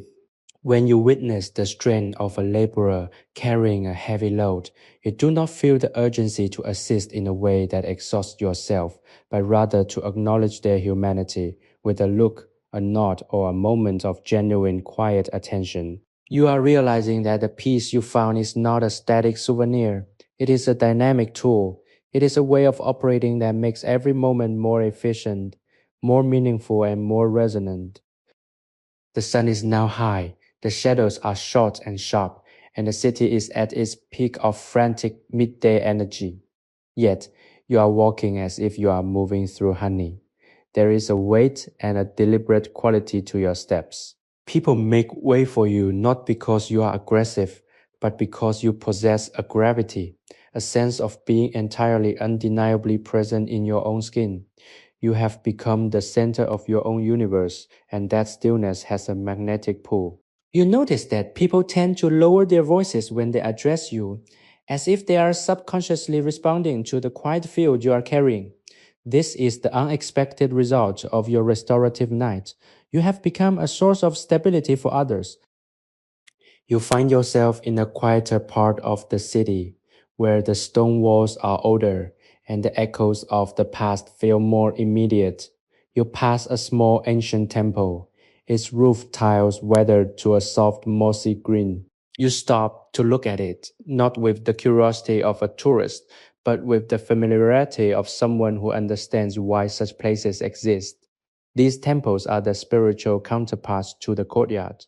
They are the civic containers for the same piece you found in the artisan's workshop. You realize that your life has become a series of these containers, the room, the park, the temple, and that you are the thread that connects them all. Wherever you go, you can designate a space, a moment, or a breath as your own sacred temple. The weight of your day, which once seemed like an insurmountable mountain, now feels like nothing more than a series of small, manageable stones. You can pick them up, inspect them, and set them down with the same precision that the master used on his jade. There is no longer any need to fear the challenge of the future or the memory of the past. The present is where the work is done, and the present is exactly as it needs to be.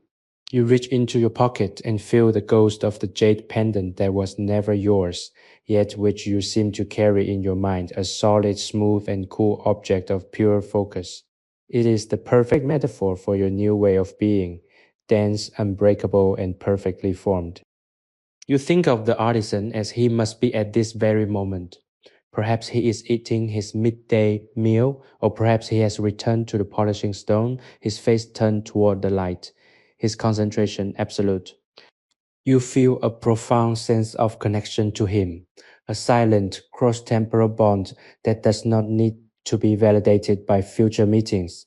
He has done his work, and you have done yours. You have both contributed to the continuity of the quiet. You realize that your time in the courtyard was not a pause in your life, but a critical defining moment, a recalibration of your soul's frequency. You have left the room, but you have not left the sanctuary. The city is changing, the afternoon is cooling, and the shadows are beginning to stretch once more, reaching out to embrace the buildings in that same soft indigo light you saw in the early morning. You are moving with the cycle of the day, feeling the natural progression of energy, the rise of the morning, the peak of the noon, and now the graceful descending slope of the afternoon. You feel no regret for the passing of time, no desire to hold on to the perfection of the morning. Everything is in motion, everything is in transition, and you are flowing along with it, perfectly supported by the current. You arrive at the place where your own story continues, but you arrive as a stranger to your own old habits. You are entering your own life with the eyes of someone who has just awakened from a long, deep, and dream-filled sleep. You see the familiar surroundings with a fresh, startling clarity, noticing details you have passed 1,000 times but never truly witnessed. You realize that you have been asleep even while you were awake, and that it took the cold, the dark, and the stillness of a 1750 Beijing night to finally bring you home to yourself. You are at peace, you are renewed, and you are ready to live, not for the sake of the outcome, but for the sake of the movement, the breath, and the beautiful unfolding moment. Everything is perfectly, quietly, and entirely as it should be. The transition from the intense focused stillness of the courtyard back into the sprawling vibrant tapestry of your daily life is not a jarring end, but rather a seamless rhythmic expansion. You find that the quiet you cultivated is not confined to the four walls of that ancient room. It is a portable state of being, a mantle you have wrapped around your shoulders. As you walk through the streets, the clamor of the marketplace, the insistent calls of merchants, and the rhythmic clatter of carriage wheels over stone do not penetrate your internal sanctuary. You are a vessel of the calm you discovered, and that calm acts as a natural buffer against the turbulence of the world. You have learned that the true source of your tranquility is not external. It is not dependent on the absence of noise or the presence of a fire, but is an internal reservoir that you have successfully tapped into. You observe the people around you with a new profound sense of empathy. You see the stress etched into the faces of the busy officials, the desperation in the eyes of the young, and the weariness of the laborers. Before you might have felt a reflexive urge to look away or to mirror their agitation. But now you see their behavior as a reflection of their own lack of shelter.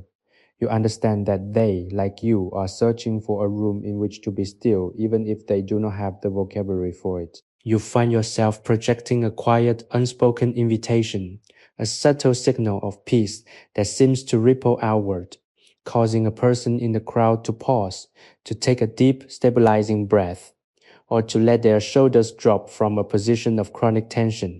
You are becoming a silent beacon of the stillness you learned from the artisan.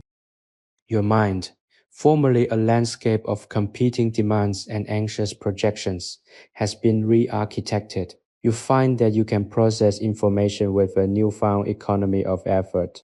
You no longer expend energy fighting the inevitable. You acknowledge it, categorize it, and allow it to pass through you like the wind passing through the lattice of the courtyard window. The tasks that once seemed like mountainous burdens have been broken down into small iterative steps. You adopt the artisan's approach to his jade, identify the material, respect its properties, apply the tool with precision, and understand that beauty is the result of patience, not the result of force. This perspective has fundamentally altered your efficiency, but more importantly, it has altered your happiness.